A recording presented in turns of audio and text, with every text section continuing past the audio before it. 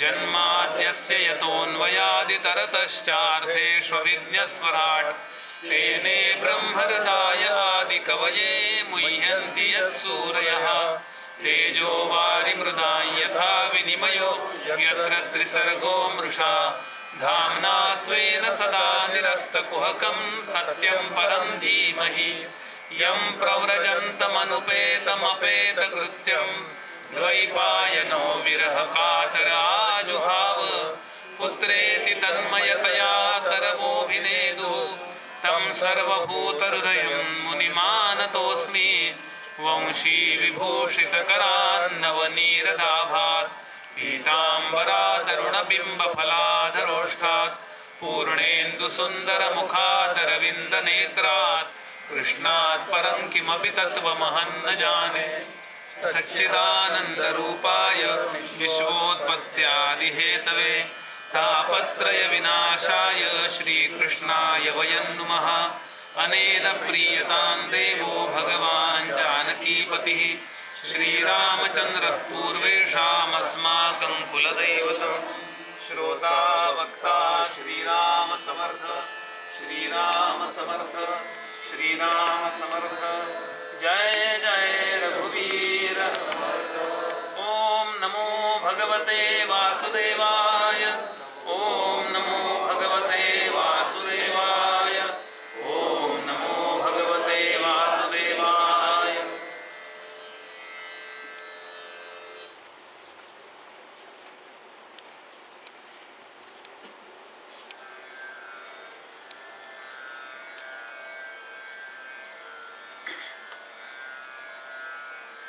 भगवान श्री गोपालकृष्णांच्या सर्वार्थानं कल्याणकारी असणाऱ्या कथेमध्ये अवगाहित होण्यासाठी या ठिकाणी नित्य आणि नैमित्तिक रीतीने उपस्थित राहणारे सर्व भाविक आणि अधिकारी श्रोते सर्वांच्या हृदयस्थ परमात्म्याला अतिशय मनापासून वंदन करतो। ज्यांच्या वर्तनामुळे भगवंताला प्रिय असणारा धर्म या जगामध्ये जगतो अर्थात सज्जनता टिकते अशा धार्मिक सज्जनांना विशेष अभिवादन करतो। अधिकारी साधकांबद्दल कला उपासकांबद्दल चिंतकांबद्दल आदरभाव व्यक्त करतो आणि निरूपणाला प्रारंभ करतो।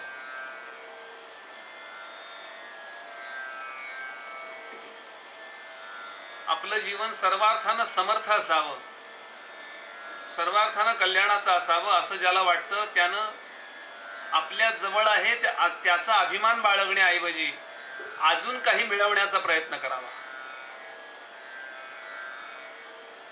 आपल्या जवळ जे आहे त्याचा जर अहंकार आपल्याला निर्माण झाला तर आपली प्रगती खुंटते. ज्याप्रमाणे नागानं फणा काढला की नागाचा प्रवास थांबतो, त्याला पुढे जाता येत नाही. फणा काढून तो फणा लहान करावा लागतो, मगच त्याला पुढे जाता येतं.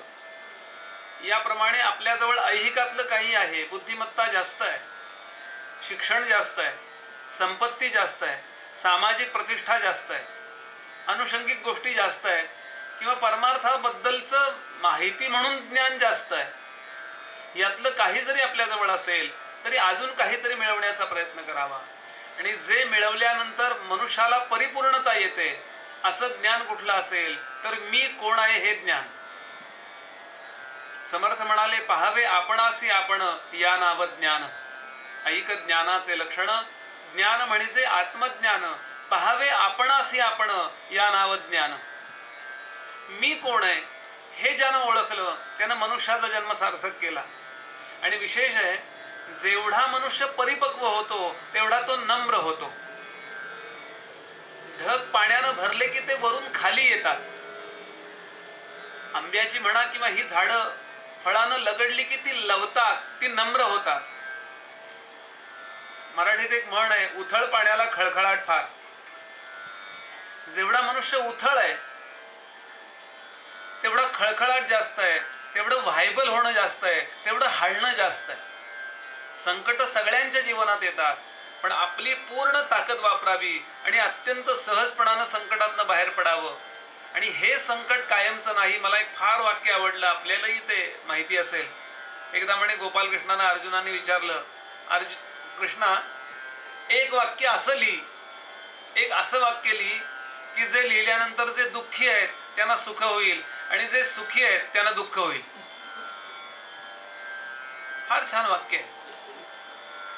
जे दुःखी आहेत त्यांना सुखाचा लाभ झाला पाहिजे आणि जे सुखी आहेत त्यांना कळलं पाहिजे हे सुख कायमचं नाही. असं एकच वाक्य लिही. भगवंतांनी एकच वाक्य लिहिलं, ये भी दिन जाएंगे.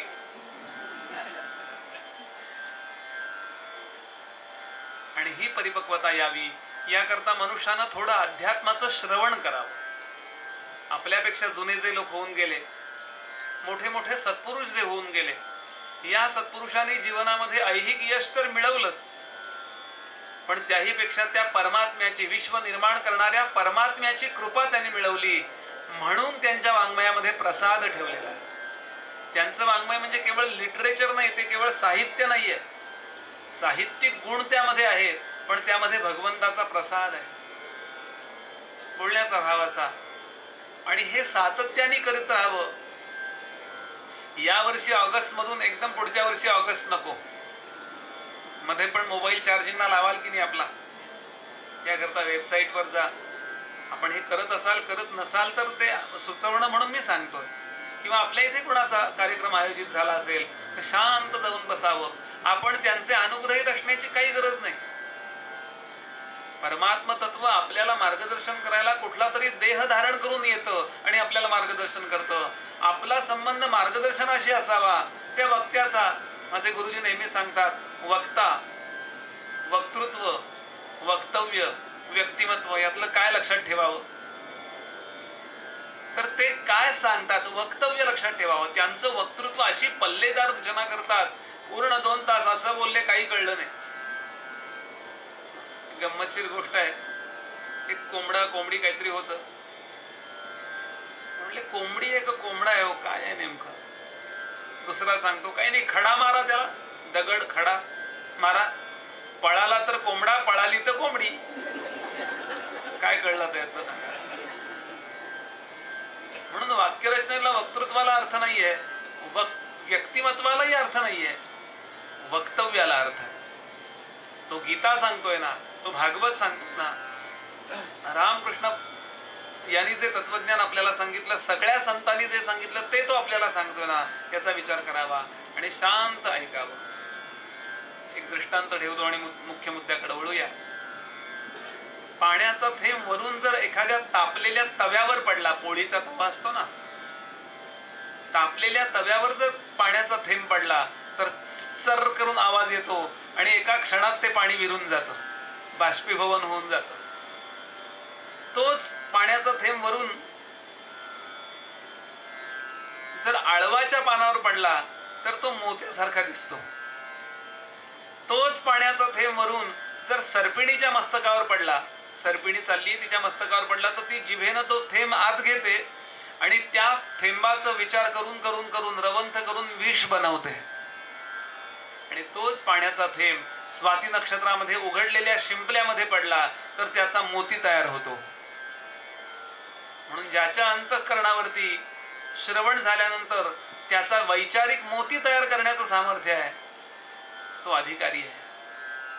म्हणून वक्त्याच्या म्हणजे त्या थेंबावर अवलंबून नाहीये, आपल्या योग्यतेवर अवलंबून आहे आपण काय करणार आहोत त्याचं. म्हणून वक्त्यावरती आपलं कल्याण अवलंबून नाहीये, आपल्या श्रवणाचा दर्जा असा असावा. तुकाराम महाराज म्हणाले, श्रवणाची वाट चोखाळली शुद्ध, श्रवणाची वाट चोखाळली शुद्ध, गेले भेदाभेद वारोनिया. ज्ञानेश्वर महाराज म्हणाले, तुम्ही अध्यात्म श्रवणाला गेलात, एथ मोक्ष असे आयता श्रवणाची माझी. आयता मोक्ष आहे, आयत कल्याण आहे, फक्त जाऊन बसा आणि ऐका. चला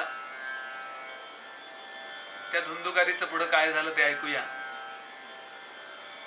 देवर्षी नारद महाराज समाजातल्या भक्तिज्ञान वैराग्याचं जागरण करण्याकरता सनत कुमारांना उपाय विचारायला गेले आणि सनत कुमारांनी भागवताच्या महात्म्या अंतर्गत आत्मदेव ब्राह्मणाची कथा सांगितली. या आत्मदेव ब्राह्मणाला जो मुलगा होता त्याचा नव्हता, तो त्याच्या साळीचा होता, मेहुणीचा होता. तो धुंदुकारी नावाचा अत्यंत महाभयंकर मुलगा.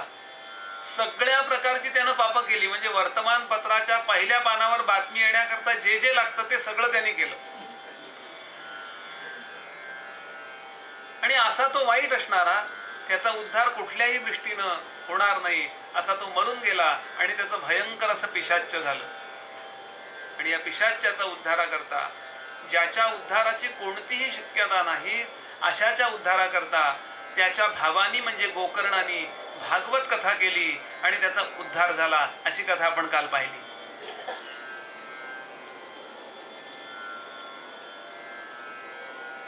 तो चुकला होता,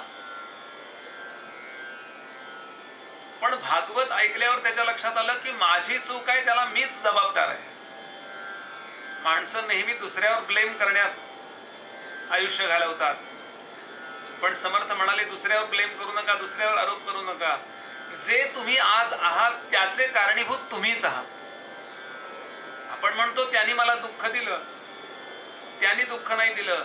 तुम्ही जे केलं होतं ना ते द्यायला तो निमित्त झाला, तुमचं केलेलंच त्यांनी परत दिलं, त्यालाही माहिती नाही.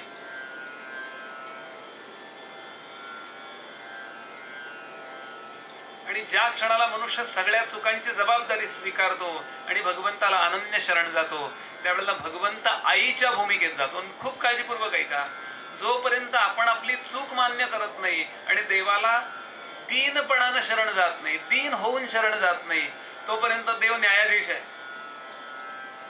तुम्हाला तो न्याय देतो, तुम्ही हे केलेलं आहे त्याची शिक्षाही.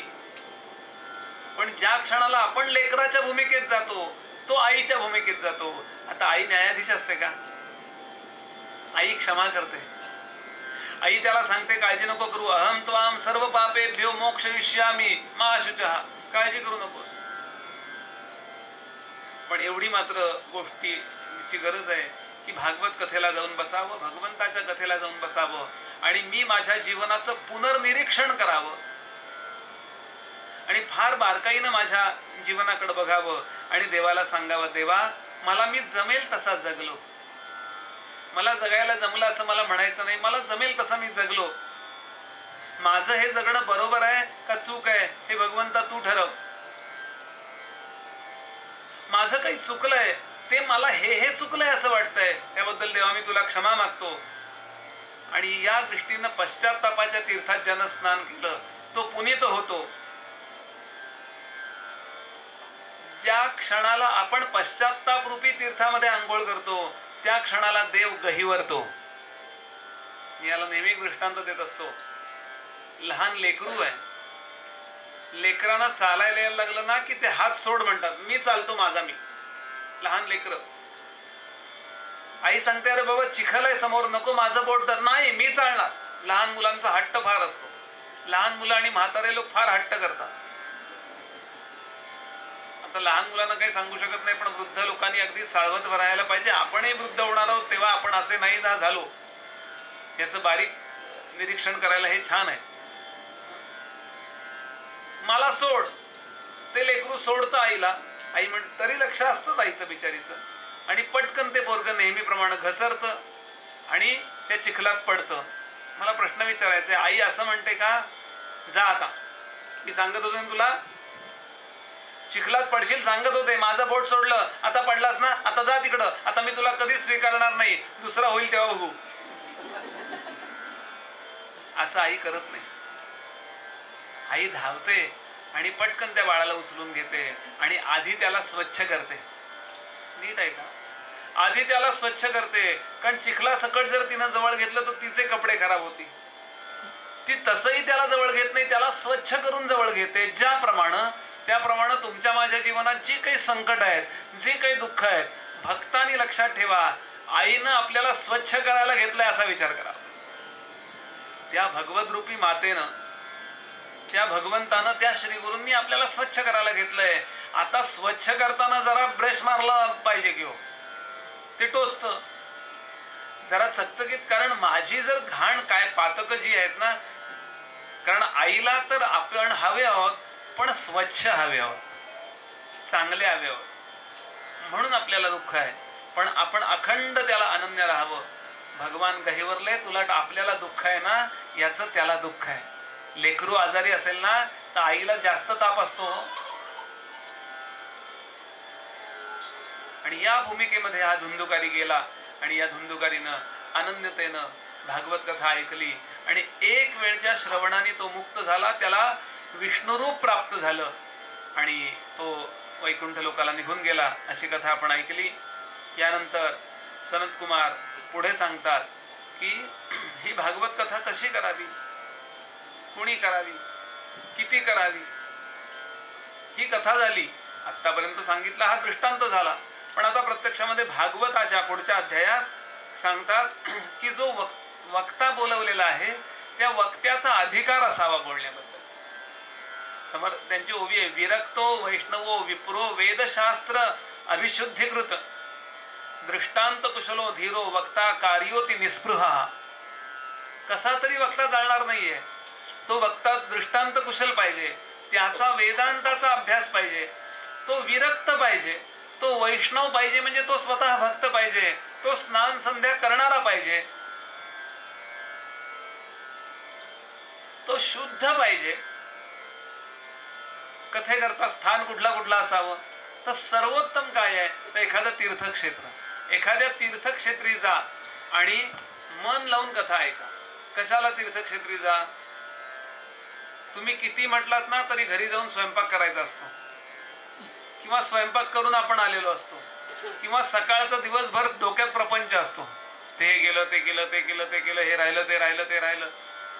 पण जर तुम्ही नैमिषारण्यात गेलात, जर तुम्ही शुकतालला गेलात आणि अशा ठिकाणी तुम्ही सगळे योजना करून गेलात, आचारी वाढपी सगळे बरोबर, त्यांचे ते स्वयंपाक करतात, आपल्याला वेळेवर वाढतात, तुम्ही सकाळी 3 तास संध्याकाळी 3 तास काम काही नाही, फक्त जाऊन भागवत ऐकायचंय. किती छान रिलॅक्स. गेलं की नाश्ता तयार आहे, गेलं की जेवण तयार आहे, काही व्याप नाही. अशा वेळेला एकाग्रता चांगली होते. प्रपंचातून उठून आलेला मनुष्य आणि पूर्ण गडावर आलेला मनुष्य या दोघांच्या श्रवणात फरक पडतो. म्हणून उत्तम जर काय असेल कथे करता तर तीर्थक्षेत्र किंवा वन, एखाद्या जंगलात जाऊन बसावं. त्याच्या खालोखाल सांगितलं आपलं स्वतःचं घर, घरात भागवत करून घ्यावं. काही काही गोष्टी मी गावोगावी सांगत असतो. घरामध्ये दरवर्षी उदक शांत करून घेत चला. लोकांना वाटतं उदक शांत ही कोणीतरी गेल्याशिवाय करायचीच नसते. दरवर्षी घरामध्ये एखादा हवन होऊ द्या, यज्ञ होऊ द्या. दरवर्षी घरामध्ये उदक शांतीच्या पाण्याने घरातल्या देवांना आंघोळ घाला.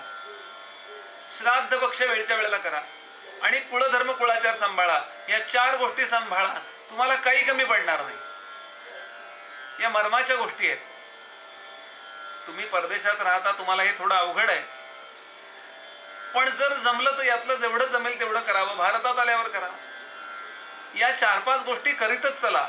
श्राद्ध पक्षावेळच्या वेळेला करावं, कुळधर्म कुळाचार व्यवस्थित सांभाळावेत, उदक शांत करून घ्यावी एखादी, आणि एखादं हवन करावं. आणि 5वी गोष्ट सांगेन, दान धर्म करावा, अन्नदान वगैरे करावं, म्हणजे काही कमी पडत नाही. असो, जिथे भागवताचं आयोजन केलंय तिथे स्वच्छता असावी, केळीचे खांब लावावेत, उत्तर किंवा पूर्व दिशेला मुख करून भागवताला बसावं. उत्तरेला बसावं किंवा पूर्व दिशेला मुख करावं आणि भागवताचं आयोजन करावं. ओम नमो भगवते वासुदेवायचा जमेल तेवढा जप करावा. तो फक्त वक्त्याने नाही करायचा. मी तुम्हाला सांगतो तर मी सकाळी रोज करतो तो जप, पण तुम्ही पण सगळ्यांनी करायचा घरी जप. पुढं सांगितलं, 1 वेळाच भोजन करावं. थोडक्यात शरीराकरता फार वेळ द्यायला लागू नये याकरता आहे. पुढं सांगितलं, जर जमत नसेल, उपास झेपत नसेल तर थोडं थोडं 2 वेळा खा, पण फार खाल्लंय पोट बिघडलंय, राहू दे आजच्या दिवस भागवत, असं होता कामा नये याची काळजी घ्या.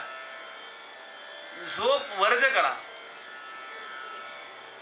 योग्य तेवढं झोपा, जास्त झोपू नका, कमी झोपू नका. पुढं सांगितलं, भांडण करू नका या 7 दिवसात, भागवताच्या 7 दिवसात, आणि कुणाचीही निंदा करू नका कधी.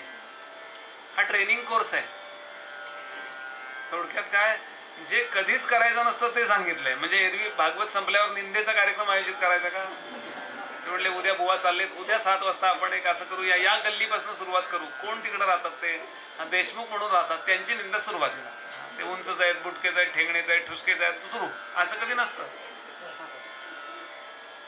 निंदा नाहीच करू. निंदेनं आपण ज्याची निंदा करतो त्याला सगळं पुण्य जातं आणि त्याचं पाप आपल्या डोक्यावर बसतं.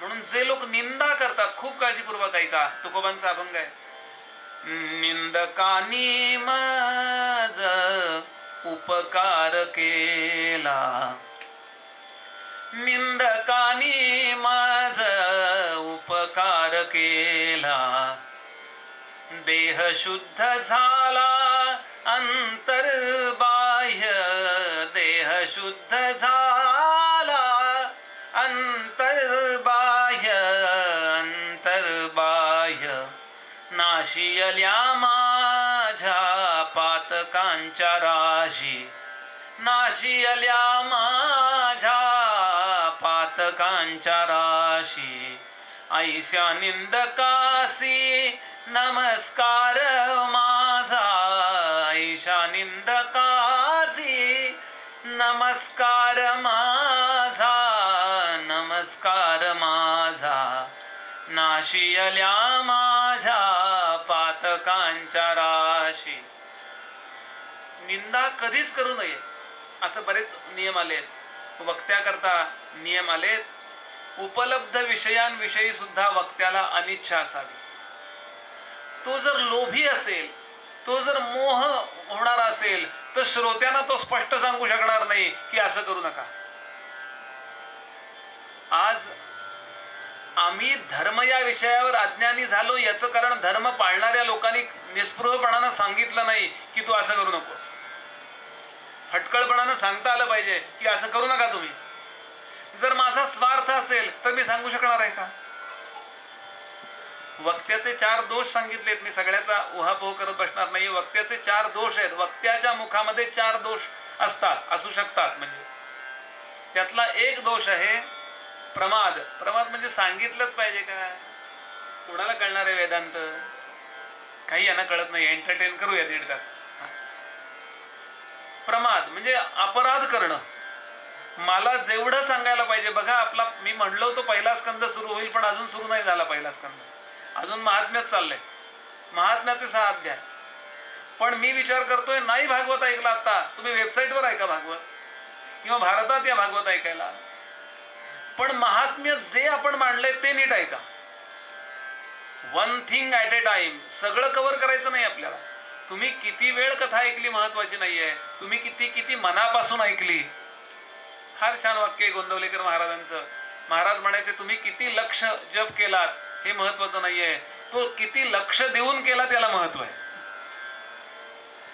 म्हणून प्रमाद होता कामा नये, म्हणजे अपराध होता कामा नये. खूप एकाग्रतेने ऐका. तुम्ही मला चांगलं म्हणावं म्हणून मी भागवत कथा नाही करता कामा, नाहीतर मग प्रमाद होणार आहे. दुसरा लोभ, दुसऱ्या गोष्ट सांगितली करणा पाठाव, म्हणजे ज्या करता हे भागवत करण्याकरता किंवा सांगण्याकरता जी इंद्रिय उत्तम लागतात त्या करणांमध्ये, म्हणजे डोळे बरोबर नाहीत, कान बरोबर नाहीत, गळा बरोबर नाही, दही खाल्लंय खूप किंवा थंड प्यालोय, आवाज बसलाय, ह्या जे अनफिटनेस आहे, अनफिट आहे मी, हा दुसरा दोष आहे वक्त्याचा. तिसरा दोष सांगितला संदेह किंवा संशय. प्रतिपाद्य विषयाविषयी मी स्वतः निसंदेह नसणे हा तिसरा दोष आहे. आणि चौथा दोष आहे ज्याचा इथे उल्लेख आलाय, लिप्सा. लिप्सा म्हणजे लोभ. मला तुम्ही काहीतरी द्यावं असा जर लोभ असेल तर मी खरं आहे ते सांगू शकणार नाही, कारण माझं लक्ष कायम, ते गोव्याला म्हण आहे, कोळ्याचं लक्ष भरतीवर आणि बुवाचं लक्ष आरतीवर. तुम्ही काय मला देणार नाही, मी काय घेणार, हा साधा मुद्दा आहे. ज्याची मी एजन्सी घेतली आहे तो मला पगार देणार नाहीये का? अहो, त्याची एजन्सी नाही घेतली तरी चालवतो. एक उत्तरेत कवी होऊन गेला, तो म्हणाला, जेव्हा आपण जन्माला आलो तेव्हा दात होते का आपल्याला? जन्माला आलो तेव्हा दात नव्हते. दात नसताना बाहेरचं अन्न चावून खाता येत नव्हतं. त्यावेळेला दुधाची गरज आहे. भगवंतानी दूध कुठं निर्माण केलं तर जिथून जन्म झाला ना त्याच आईच्या अंगामध्ये दूध निर्माण केलं. माणसाने निर्माण केलंय का ते? किती मनुष्य निष्काळजी, निश्चिंत पाहिजे. निष्काळजी म्हणण्यापेक्षा निश्चिंत पाहिजे. किती स्पष्ट पाहिजे. फार तो कवी छान म्हणतो, दंत न थे तब दूध दियो, दंत न थे तब दूध दियो, जब दंत दे तब अन्न न दे. आणि हे मी सांगायचं आणि हळूच आरतीकडे बघायचं किती ठेवले कोणी. हा दोष आहे, हा विप्रलिप्सा, लिप्सा म्हणून दोष आहे. हा अजिबात असता कामा नये. एकदम स्पष्टपणानं, कुणाला दुखवायचं नाही. हा मोबाईल बंद करा, नाही, जरा मोबाईल प्लीज ऑफ करता का? दुसऱ्याची गौरवहानी न होऊ देता सन्मानानं त्याला त्याचा दोष सांगता आला पाहिजे. आणि तोच सांगू शकतो जो निस्वार्थ बघता. म्हणून समर्थांनी सांगितलंय, मोले कीर्तन करू नये, मोल पुजारी होऊ नये, मोलासाठी हिंडू नये, कीर्तन करीत. फार यादी दिली हो. सांगण्याचा भाव असा की म्हणून ईषणत्रयींबद्दल, केवळ पैशाचाच लोभ नाही, कुठलाही लोभ असू शकतो. ईषणत्रयी, वित्तेषणा, दारेषणा आणि लोकेषणा, या तीन ईषणत्रयींबद्दल अनास्था असावी. आणि फक्त मी भगवंता करता कथा करतोय, भगवंताची मी कथा करणार आहे आणि ती त्याला प्रिय झाली पाहिजे. म्हणून डोंगरे महाराज समोर कृष्ण मांडायचे आणि त्याच्याकडे बघून कथा करायचे. वरती असं करून बघायचे नाहीत आयुष्यभर. फार मोठे मोठे लोक, पंतप्रधान त्यावेळेचे शंकरराव चव्हाण वगैरे कीर्तन त्यांच्या भागवताला यायचे, राष्ट्रपती, पण ते वरती नाही बघायचे. मिळालेले सगळे लाखो रुपये त्यांनी चांगल्या चांगल्या ट्रस्टना, चांगल्या चांगल्या दवाखान्यांना, हॉस्पिटल्सना दिले. त्यांचे मोठे मोठे फोटो आहेत. मी त्या संजीवन हॉस्पिटलमध्ये गेलो होतो बरं का, तिथं मोठा फोटो आहे, खूप मोठा फोटो. मी त्यांना विचारलं, हा डोंगरे महाराजांचा फोटो इथं का? ते म्हणले, त्यांच्यामुळेच तर हे हॉस्पिटल उभं आहे. काय ना, सगळं जीवन भागवताला खर्च केलं पण त्यातून 1 रुपया अपेक्षेला नाही. असा वक्ता जर मिळाला तर श्रोते हो, कल्याण सोडून काहीच होणार नाही. बोलण्याचा भाव असा की म्हणून शुकदेव हा आदर्श वक्ता सांगितलाय. तुम्ही म्हणाल, बुवा शुकदेवांसारखा वक्ता आहे का? हा प्रश्न मला विचारू नका. एकाने गोंदवलेकर महाराजांना विचारला, ती गोष्ट आहे का? एकदा औंध सरकारच्या राणी सरकार, औंध संस्थांच्या राणी सरकार गोंदवल्याला आल्या. त्या अनुग्रहितच होत्या महाराजांच्या. आणि त्यांनी महाराजांना प्रश्न विचारला की, महाराज, शुकदेवांसारखा विरक्त वक्ता मला पाहिजे, कारण त्यांना कोणीतरी सांगितलं होतं तुमच्या घरात प्रॉब्लेम आहेत ते दूर होण्याकरता तुम्ही भागवत कथा कराल. पॅलेस पॉलिटिक्स खूप असतात हो. खूपच वैतागले होते त्या. याचं त्याच्याशी पटत नाही, त्याच्या याच्याशी पटत नाही. अहो काय पैसे, काय संस्थान आहे यमाई तिथलं औंध संस्थान, काही कमी नाही, पण सगळ्यांचे प्रॉब्लेम. तर त्यांना पत्रिका बघून कोणीतरी सांगितलं लास्टचा उपाय भागवत आहे, तो तुम्ही करा, त्या संहिता वाचून घ्या, यज्ञ करा, अमुक करा, फलाणं करा. तर त्या म्हणाले की मला शुकदेवांसारखा वक्ता पाहिजे. आहे का? महाराज म्हणले शुकदेवांसारखा वक्ता माझ्याकडे तयार आहे, तुमच्याकडे परीक्षितीसारखा श्रोता आहे का? त्या म्हणाल्या नाही भाऊ, परीक्षितीसारखा श्रोता नाही. मग म्हणाले फुकटचा शुकदेव मिळणार नाही तुम्हाला. मी परीक्षिती न होता मला शुक मिळावा हे केवळ अशक्यप्राय गोष्ट आहे. आणि ज्या क्षणाला मी परीक्षितीच्या भूमिकेत जातो म्हणजे खरोखर मला भगवंत भेटला पाहिजे, मला या जगातला आत्ता काही नको. एवढे 7 दिवस कॉन्सन्ट्रेशन कशात? फक्त भागवतात. भागवतात मध्येच फोन, हॅलो आपला घरातला पोपट बरा आहे का? अरे कसला? इथं शुकदेव प्रत्यक्ष येऊन बसले आणि सांगायला लागले तरी काही फरक पडणार आहे का? आमच्याकडे गडावर वेदांताच्या वर्गाला एक जण आले होते बरं का, केनोपनिषद सांगत होते काका. आणि नागपूरहून एक बाई आल्या होत्या, त्या विचारत आपला राघू बरा आहे का? म्हणले आपल्या देहाचं. काका म्हणाले आपल्या देहाबद्दलही जी काही आसक्ती आहे ती सुटावी एवढ्याकरता आपण वेदांत ऐकायचा, तर तुम्ही त्या पोपटाचं कसं काय चाललंय याच्याकरता फोन करताय? फोन बंद ठेवा 7 दिवस मोबाईल. म्हणजे आत्ताचं सांगत नाही मी, त्यावेळेचं सांगतोय. इथलं इथं कधीच सांगू नये असं आहे. ज्या गावी करावी वस्ती तेथे मस्ती करू नये असं. जर I must remake my self असं असेल तर खरोखर विरक्ती असावी. आणि त्या औंचराणी सरकार निघून गेल्या. भाऊसाहेब बरोबर शेजारी होते, भाऊसाहेब केतकर बरोबर होते. ते म्हणाले आपल्याजवळ शुकदेवांसारखा वक्ता कोण आहे? महाराजांनी गोंदवलेकर महाराजांनी ब्रह्मानंदांकडे बोट दाखवलं आणि सांगितलं याची विरक्ती शुकदेवांपेक्षा कमी नाही आहे. सांगण्याचा भाव असा की असा वक्ता असावा. आणि कथेकरता फार महत्वाची गोष्ट आहे, 7 दिवस ब्रह्मचर्याचं पालन करावं. बरंच काही काही आहे. पुढचा मुद्दा सांगतात, असं समजू नका की तुम्ही ठरवलं आणि भागवत आयोजित झालं, भागवताला जाऊन बसलात. एक फार छान उर्दू दोहा मला मिळाला, तमन्ना लाख करते हैं, तमन्ना लाख करते हैं मगर वो टूट जाते हैं. तमन्ना लाख करते हैं मगर वो टूट जाते हैं, वही दरबार जाते हैं जिन्हें भगवान बुलाते हैं. माझ्या घरी पुण्याला जर कोणी भागवत ठरवायला, माझ्या गुरुजींनी मला शिकवले ते सांगतोय, ठरवायला आलं तर मी सांगतो तुम्ही माझ्याकडे येण्यापूर्वी घरातल्या देवाला नारळ ठेवा आणि त्याला सांगा भागवत करायचंय आणि मग तुम्ही माझ्याकडे या. हे माझ्या गुरुजींनी मला शिकवलंय. एका संस्थांचा मला फोन आला की बुवा आम्हाला भागवत करायचं. म्हणलं आधी देवीचा कौल घ्या. म्हणले आम्ही तिकडच चाललोय. देवीचा कौल घेतला, त्याच्या मनात नसेल तर होणार नाही हे सगळं. कारण जर का तुमचा उद्धार झाला तर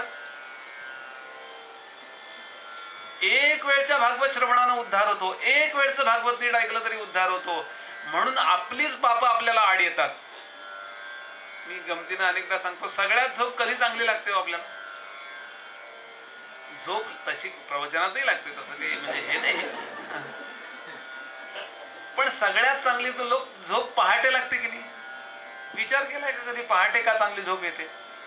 रात्र चांगली की नाही? रात्री 9, 9:30, 10ला झोपलो तर पहाटेच का झोप लागते 4ला आणि 5ला? कारण तो मुहूर्त ब्राह्म मुहूर्त आहे.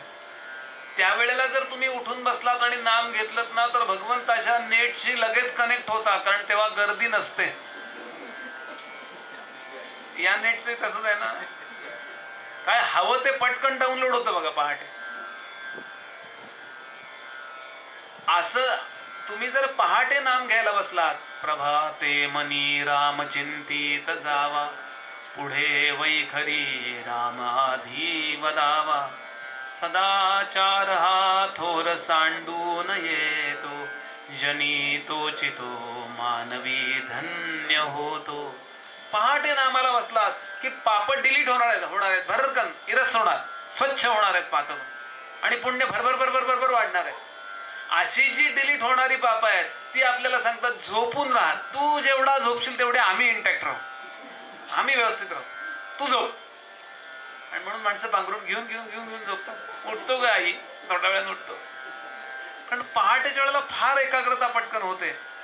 मी एवढ्या करता सांगतोय, भारतामध्ये तो कायदा का लवकर नीट चांगल्या पद्धतीनं पास झाला नाही? लोकपाल बिल.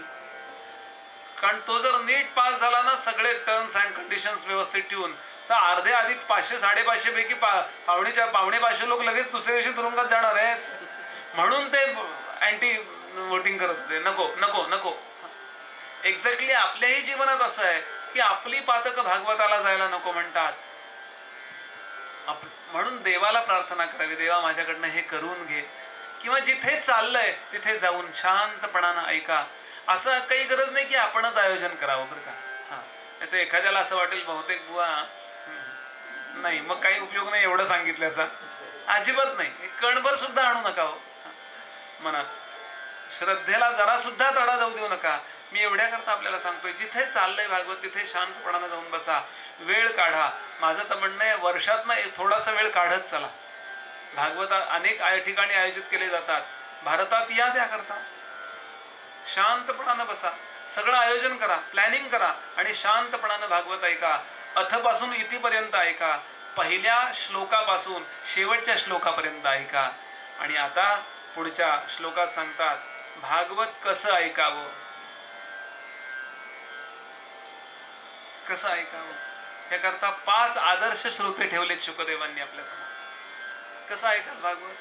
म्हणले तेवढंच कानावरनं चांगलं गेलं, इतकं लाईटली नको. कुठल्या फंक्शनला जाता तसे भागवताला जाऊ नका. भागवत हा कार्यक्रम नव्हे, एकानंतर दुसरं कार्य असतात, त्याला कार्यक्रम म्हणतात. पहिल्यांदा यांचा सत्कार, त्यांचा सत्कार, त्यांचा सत्कार, मग आभार प्रदर्शन. आभाराचा भारच फार होतो. कोणी काय केलं, कोणी काय केलं, त्याचे सगळ्यांचे सत्कार. ठीक आहे, ते औचित्य आहे, त्यामध्ये चुकीचं नाही आहे. तसं नाही आहे. हे इथे जीव ब्रह्माला ओळखण्यापर्यंत जाऊ शकतो. जीव ब्रह्माला ओळखतो म्हणजे आपलं खरं स्वरूप काय आहे ना, एकदम क्लिक होऊन जातं. एकदम 1 सेकंद असा येतो की पटकन कळून जातं की मी कोण आहे. आत्तापर्यंत मी स्वतःला देह समजतोय, मी स्वतःला पुरुष समजतो किंवा स्त्री समजतो, मी स्वतःला मी कोणीतरी असं समजतो. मी श्रीमंत, गरीब, इन्फिरिटी कॉम्प्लेक्स किंवा सुपिरिटी कॉम्प्लेक्स, कुठल्या तरी कॉम्प्लेक्स मध्ये असतो. पण जेव्हा शुद्ध मी ब्रह्म आहे, हे विश्व निर्माण ज्याच्यातून झालं, विश्वाचा सांभाळ जो करतो आणि विश्वाचा विनाश करणारा जो ईश्वर, तो आणि मी आणि ब्रह्म हे 3 दिसायला वेगळे आहेत. घटाकाश, मठाकाश आणि महदाकाश. आकाश एकच आहे, ते ब्रह्मतत्व आणि मी. हे कळतं ज्या ठिकाणी, ते हे ठिकाण आहे. आणि त्याने व्यवहारही तुमचा चांगला व्हायला लागतो. असा एकूण ज्याचा प्रसाद आहे, ते कसं ऐकावं, तर त्याच्याकरता आदर्श समोर ठेवलेत. कसं ऐका, तर आईच्या प्रेमानं ऐका. एकनाथ महाराजांनी भागवत जे लिहिलंय, एकनाथी भागवत, त्यात ओवीच आहे. एखादी आई आपल्या लेकराबद्दल कशी ऐकते हो. समजा लेकरू चुकलंय तिचं, ओवी अशी आहे, चुकलिया पुत्राची वार्ता, चुकलिया पुत्राची वार्ता, जेणे आदरे ऐके माता, तेची आदरे हरिकथा, तेची आदरे हरिकथा, ऐकीत जावी. आपला मुलगा चुकलाय, हरवलाय, अशी मुलाच्या शोधामध्ये असणारी आई पोलीस स्टेशन मधून म्हणा किंवा ज्यांना माहिती आहे त्यांनी सांगितलं की तुमचा मुलगा सापडलाय, अजून मुलगा ताब्यात मिळालेला नाही, बघायला मिळालेला नाही, फक्त तो मुलगा सापडलाय हे ऐकण्याकरता तिचे कान किती उत्सुक असतात. असं भागवत ऐकावं. जुनं आहे, काय ऐकायचंय, ऐकलंय मी अनेकदा. ते गोव्याला म्हणे, कितल्या सांगता रे बुवा, बुवा काय नवीन सांगणार आहे. असा भाव असेल तर काही निष्पन्न होणार नाही यातनं. पहिला आदर्श श्रोता आई, दुसरा आदर्श श्रोता लोहार. याच्याकरताही नाथांची ओवी गोष्ट आहे. तिथे एक लोहार गावाच्या बाहेर, म्हणजे गाव जिथे संपतं वेशीवरती त्याची भट्टी होती. लोहार आहे ना, स्मिथ काय म्हणता तुम्ही, तर तो लोहार बाण तयार करणारा स्पेशलिस्ट होता, बाणाचे टोकं तयार करणारा होता. तर त्याची ती छोटीशी झोपडी, त्याच्यामध्ये ती फर्नेस, छोटीशी भट्टी, तो असा तो करतो, डोळ्यासमोर येऊ देते सगळं. आणि समोर ती आव, गरम सगळं, ती भट्टी, त्याच्यामध्ये तो जॉब, लोखंडाचा तुकडा, तो त्या चिमट्याने धरलेला, आणि तो असा सांडच्याने धरून त्या ह्याच्यावरती ऐरणीवरती ठेवतोय आणि घण घालतोय त्याच्यावरती. कारण असं आहे की ते पातळ झालेलं असतं ना किंवा गरम झालेलं असतं ना, तेव्हाच घण घातला तर त्याला योग्य आकार येतो. बाणाचं टोक तयार करतोय आणि इतक्या एकाग्रतेनं ठक ठक ठक परत आतमध्ये ठेवतो, गरम करतो, पिवळं झालं, ते लाल सुद्धा नाही, पिवळं झालं की असं करतोय. लक्षात येते ना मुलांना? कळलं का तुला? ते जे आयर्न आहे, ते जे लोखंड आहे, ते असं गरम करायचं आणि मग त्याच्यावर हातोडीने मारलं की त्याला टोक येतं. कळून वाईक, नुसतं ऐकू नको. असं तो ते करतोय. इतक्यात त्या गावाच्या राजाची मिरवणूक त्याच्या झोपडीच्या बाहेरनं गेली. आता राजाची मिरवणूक म्हणजे काही मांजर नाही गेलं न पावलं वाजवता. 25 भालाईत, 25 ढालाईत, धंदडा तत्तडा, धंदडा तत्तडा सगळे गेले.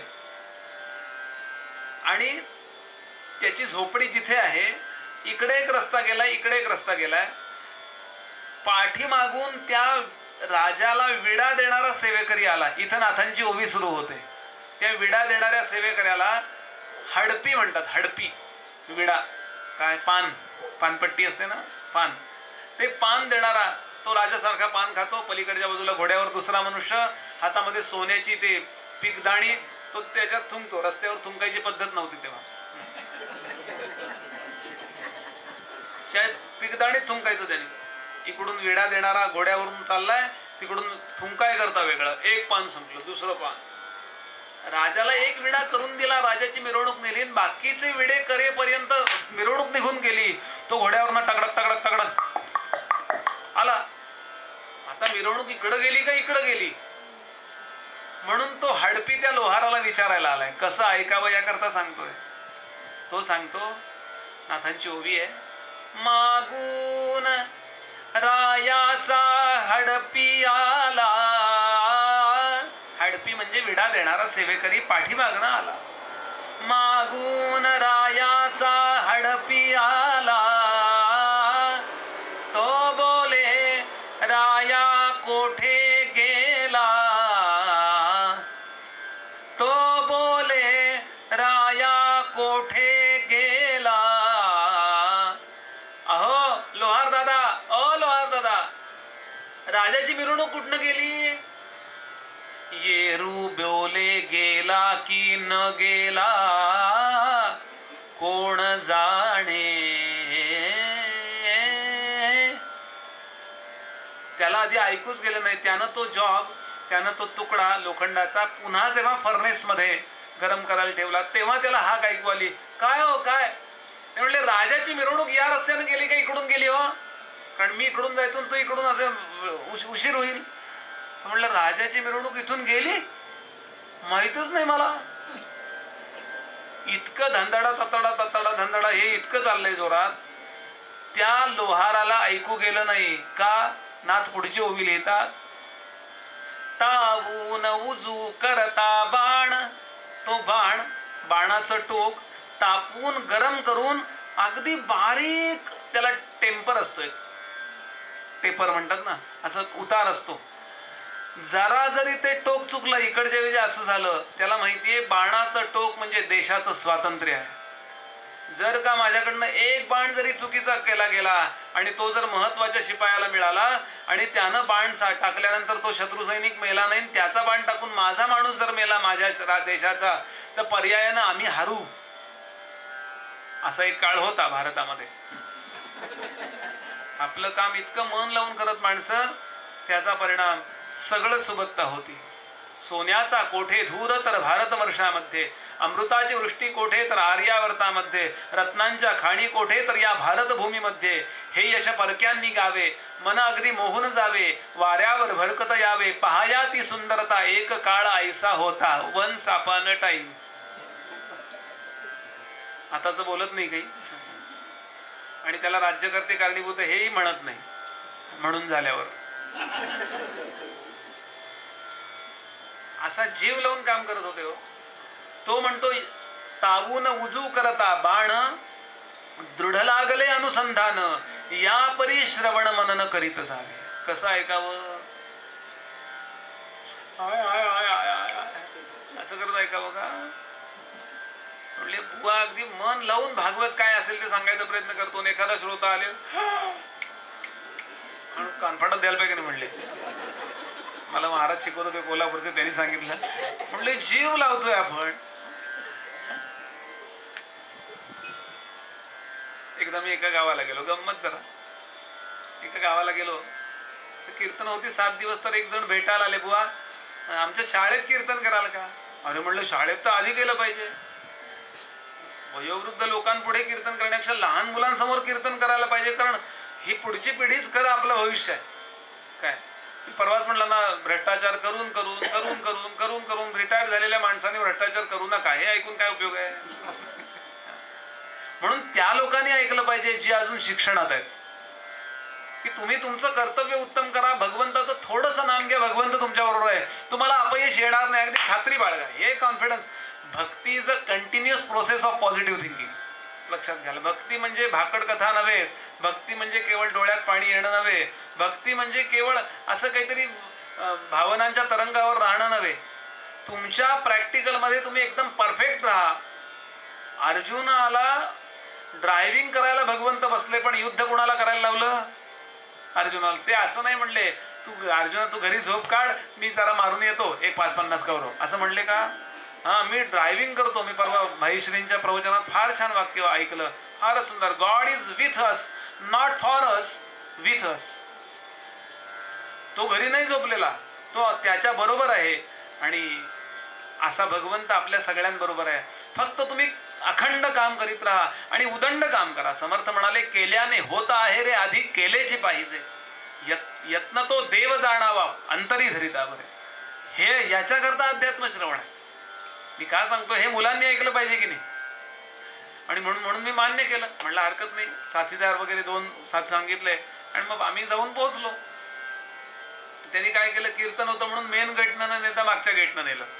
आणि 2000 मुलं जवळपास, 1000-2000 मुलं. मला इतका उत्साह आला. सगळे या वयोगटातले पोरं पाहिले, खूप आनंद झाला मला. 2 तास कीर्तन अगदी दणदणीत करायचा मी प्रयत्न केला. पहिला 1 तास मुलांना असं विनोद केले.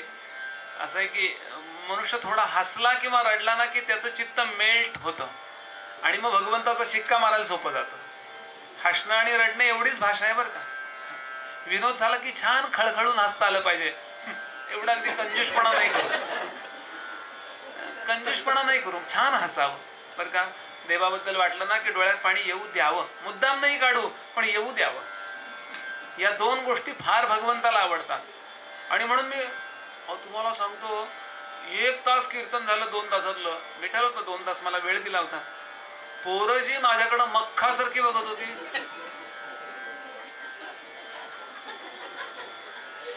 एका पोरानं हू केलं नाही, कचू केलं नाही, हसला नाही, रडला नाही. मला वाटलं माझी भाषा चुकली होती. म्हणून खुर्चीवर बसले होते ज्या मॅडम वगैरे सर सगळे, त्यांना विचारलं माझी भाषा चुकतीये का?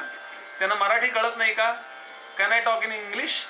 जास्त चांगलं येत नाही मला, पण तोडकं मोडकं येईल. हिंदी में बात करू मैं? हिंदी में बात कर सकता हूं मैं. कन्नड माताडला? कन्नड बರ್ತದೆ ನನಗೆ. नमस्कार दी. कर्नाटकातून आलेले लोक आहेत, खास कानडी. कन्नड माताडते ನಾನು. ಏನ್ ಮಾಡ್ಲಾ? काय कानडीत करू का प्रवचन पुढं? भाषा माझी कळत नाही. लोक मुलं काही हसत नाही आहेत, रडत नाही आहेत, काहीच. एक म्हणजे त्याला एक्सपेरिमेंट काय म्हणता तुम्ही, एक्सप्रेशन्स काहीच नाही. आणि प्रवचन कीर्तन हे श्रोत्यांवर अवलंबून आहे. वक्त्याचा एकट्याचा अभ्यास असून उपयोग नाही. त्या बाई म्हणल्या, बुवा तुम्हाला सगळ्यात महत्वाचं सांगायचं राहिलं, ही मूक बधिरांची शाळा आहे.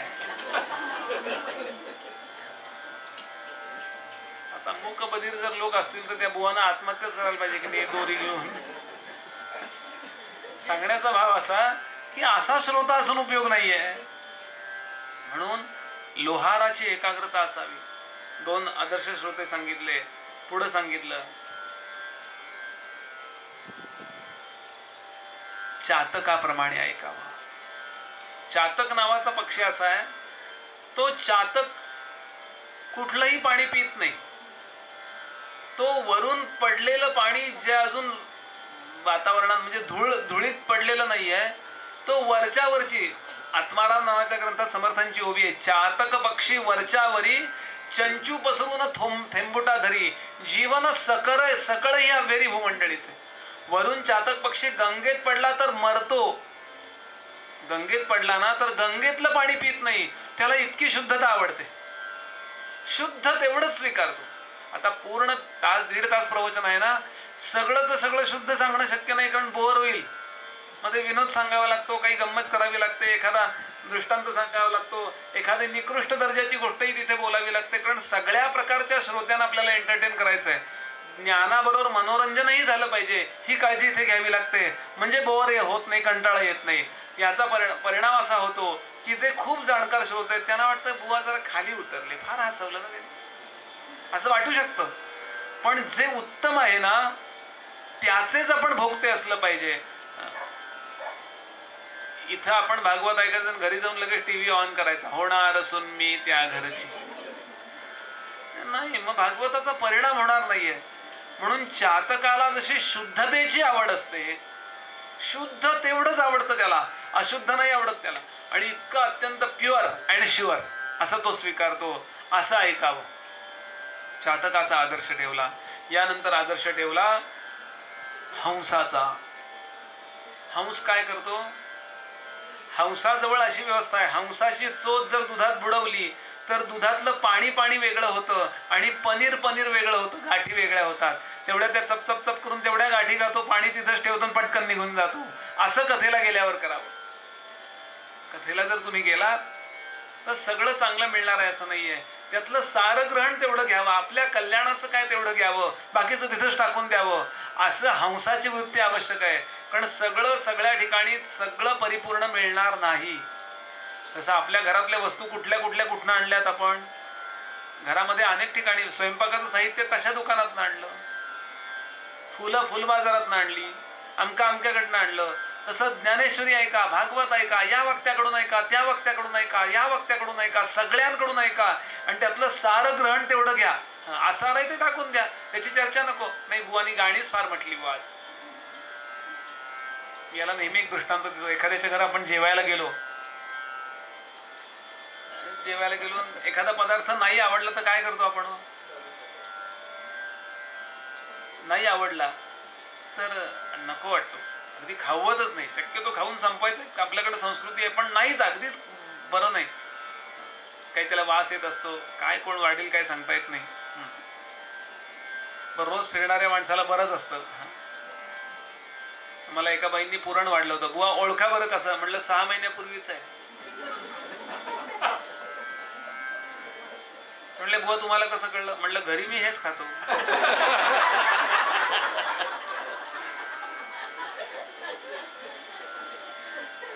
काय करतो आपण? आपल्याला खायचं नसलं वस्तू तर टाकून देतो, पण टाकून दिली हे दिसू नये याकरता वाटी पालथी घालतो. खूप छान दृष्टांत आहे का? म्हणजे त्याचं दर्शनच बंद करतो आपण. एक्झॅक्टली असं करावं. एखाद्या वक्त्यामध्ये एखादा जर दोष दिसला तर त्याच्यावर झाकण टाकावं आणि जे चांगलं आहे तेवढं सेवन करावं. कारण सगळं चांगलं एका ठिकाणी मिळणं केवळ अशक्य आहे. त्याप्रमाणे ही गोष्ट लक्षात ठेवा, काहीच चांगलं नाही असं जगात काहीच नाहीये.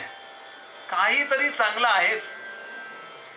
ज्याला सगळीकडे वाईट दिसतं ना, प्रॉब्लेम त्याच्या दृष्टीत आहे. बुरा ना कोई रूप या रंग से कहलाता है, बुरा ना कोई रूप या रंग से कहलाता है, ये दृष्टि भेद है जो दोष गुण बतलाता है. कोई कमल की कली ढूंढता है कीचड़ में, कोई कमल की कली ढूंढता है कीचड़ में, और किसे चांद में भी दाग नजर आता है. अरे क्या बात है म्हणा. 1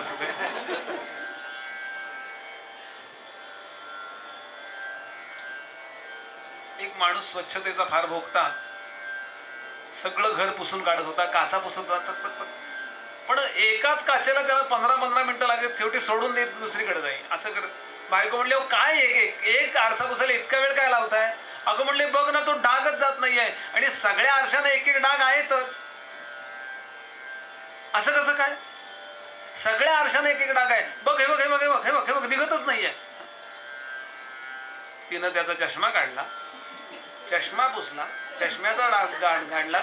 आता आता म्हणले कुठेच डाग दिसत नाहीये. तिथं नव्हता प्रॉब्लेम इथं होता तुमच्या. माझे गुरुजी नेहमी सांगतात, 10 वर्षाचा छोटा मुलगा जरी कीर्तनाला उभा राहिला तरी जाऊन बसावं आणि ऐकावं. का? आपल्या जवळ जे दिलं नाही ना, भगवंतानं ते त्याच्या जवळ दिलेलं असतं. कुठली तरी एक गोष्ट त्याच्याजवळ देऊनच भगवंतानी हे सगळे जग निर्माण केलंय, जे एकासारखं दुसरं नाही हो.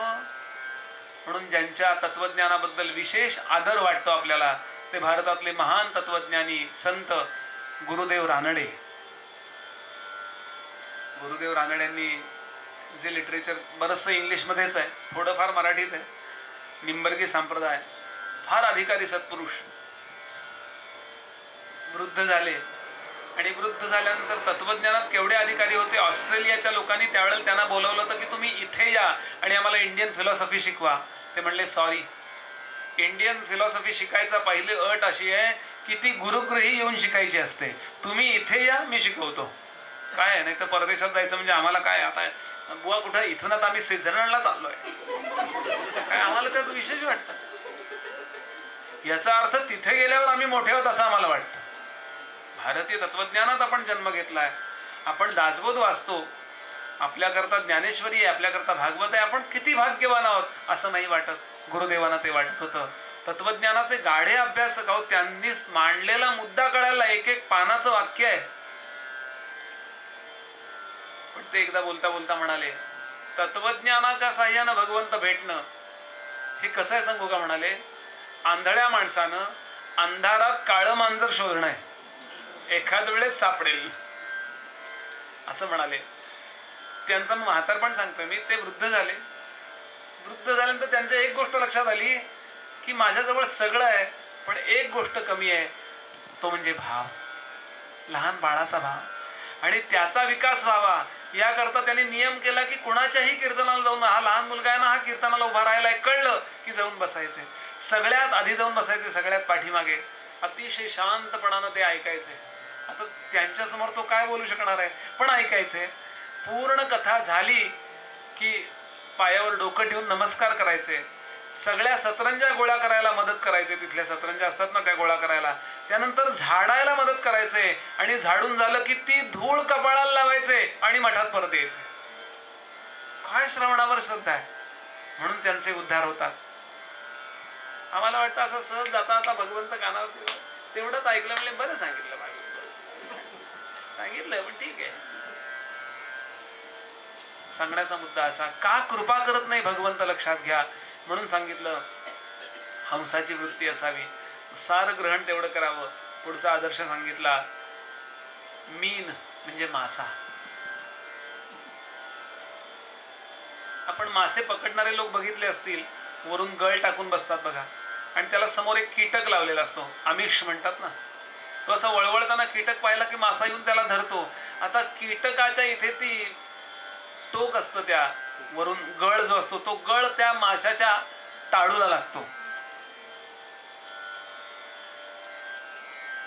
माशाला कळतं हे की आता आपण मरणार आहोत, पण त्या आमिषाच्या मोहानी तो आमिष जे आहे ना ते सोडू शकत नाही, कीटक सोडू शकत नाही. एक गोव्याला मी परवा हे ऐकलं, फार आवडलं मला. तो कीटक त्या माशाशी बोलतो. कीटक असतो ना तो त्या माशाशी बोलतो, ए ए मैं मरा हूं तेरे लिए लेकिन तू ना मर मेरे लिए. मैं मरा हूं तेरे लिए लेकिन तू ना मर मेरे लिए. तू मरेगा मुझे मेरे लिए तो बाहर खड़ा है तेरे लिए. किती छान वाक्य, म्हणजे साधं आहे पण जरा. पण एकदा का तो आमिषाला मोहित झाला तर प्राणांना मुक्त मासा, पण आमिष सोडत नाही. जसं तसं कितीही आपल्याला त्रास होवो, आपण कथा सोडायची नाही हे आपल्याला मासा शिकवतो. या मोहाने रसविषयाचा आदर्श आहे तो मासा, की रसाकरता तो प्राण टाकतो. तसा रस घेऊन भागवत ऐकावा. मी बघू जमलं तर उद्या येऊ. लांब नाही येतो आम्ही फार ना. नाही, जर हॉस्पिटलायझेशन करायला लागलं तर किती लांब येतो की नाही. देह बिघडला तर इतक्या लांब येतो. इथे जीव बिघडलाय म्हणून किती लांब या. परवा मला एक जण सांगत होता, बुवा माणसं भाजी बिघडली ना तर त्याकरता फ्रीज, भाजी बिघडू नये म्हणून फ्रीज आहे की नाही. चिरलेली असेल तरी सुद्धा फ्रीज मध्ये ठेवतो, केलेली असेल तरी सुद्धा खराब होऊ नये म्हणून आपण फ्रीज मध्ये ठेवतो. फळं खराब होऊ नयेत म्हणून फ्रीज मध्ये ठेवतो. चप्पल खराब होऊ नयेत म्हणून आपण त्या चप्पलांकरता कपाट करतो. काय कपाटात आत ठेवले की त्याला धूळ वगैरे लागत नाही, स्वच्छ इंटॅक्ट राहतात, व्यवस्थित राहतात चपला. चपलांकरता, भाजी करता, फळांकरता, शिजवलेल्या आमटी भाजी करता, सगळ्याकरता मनुष्य म्हणाले व्यवस्था करतो. फक्त बिघडलेल्या मनाकरता किंवा मन बिघडू नये म्हणून अध्यात्म श्रवणाला जात नाही म्हणले.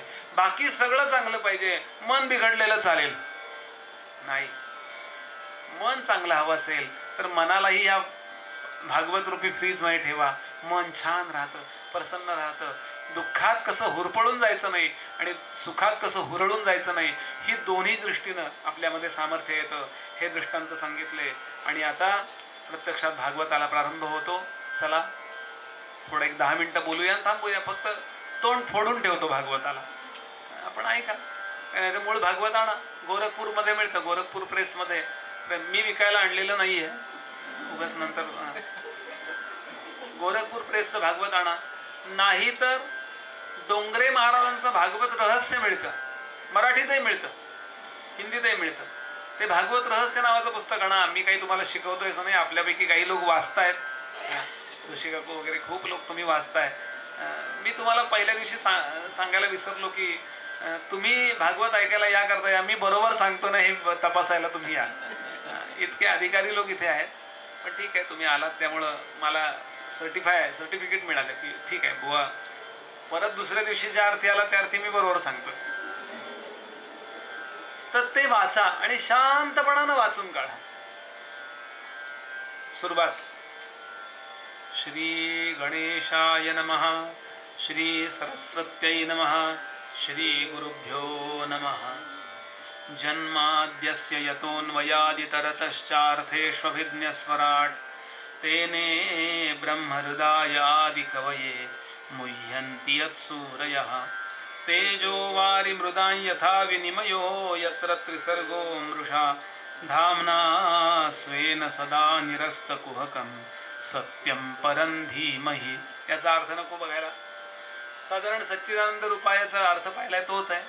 हे सगळं विश्व जो निर्माण करतो, ज्यामध्ये निर्माण होतं, ज्यामध्ये याची स्थिती सांभाळली जाते आणि संपूर्ण विश्वाचा विनाश ज्यामध्ये होतो. पण असं जे सत्य तत्व एकदम आपल्याला दृग्गोचर होत नाही. मोठे मोठे देव सुद्धा जे विश्व निर्माण होताना बघताना मोहित होतात. मुह्यन्ति यत् सूरया, मोहित होतात.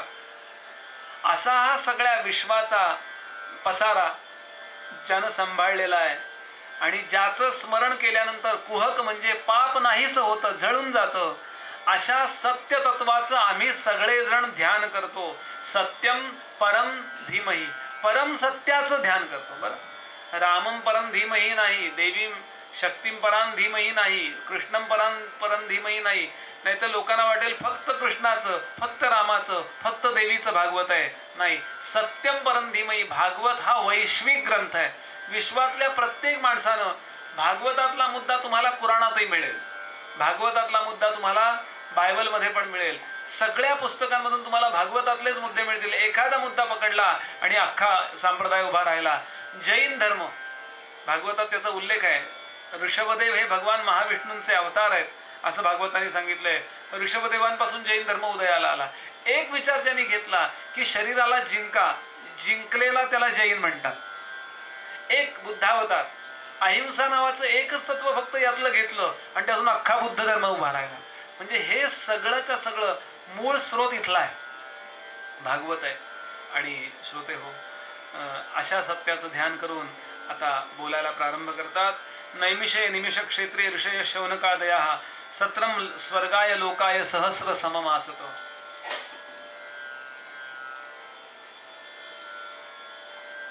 आपल्या भारतीय परंपरेमध्ये नैमिषारण्याचं फार महात्म्य आहे.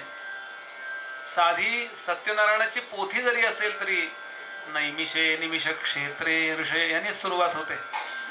नैमिषारण्यामध्ये साधू सांगतात, मग सत्यनारायणाची पूजा सगळी. या नैमिषारण्यामध्ये 1000 दिवस एक यज्ञ केला की त्याला एक सत्र म्हणतात.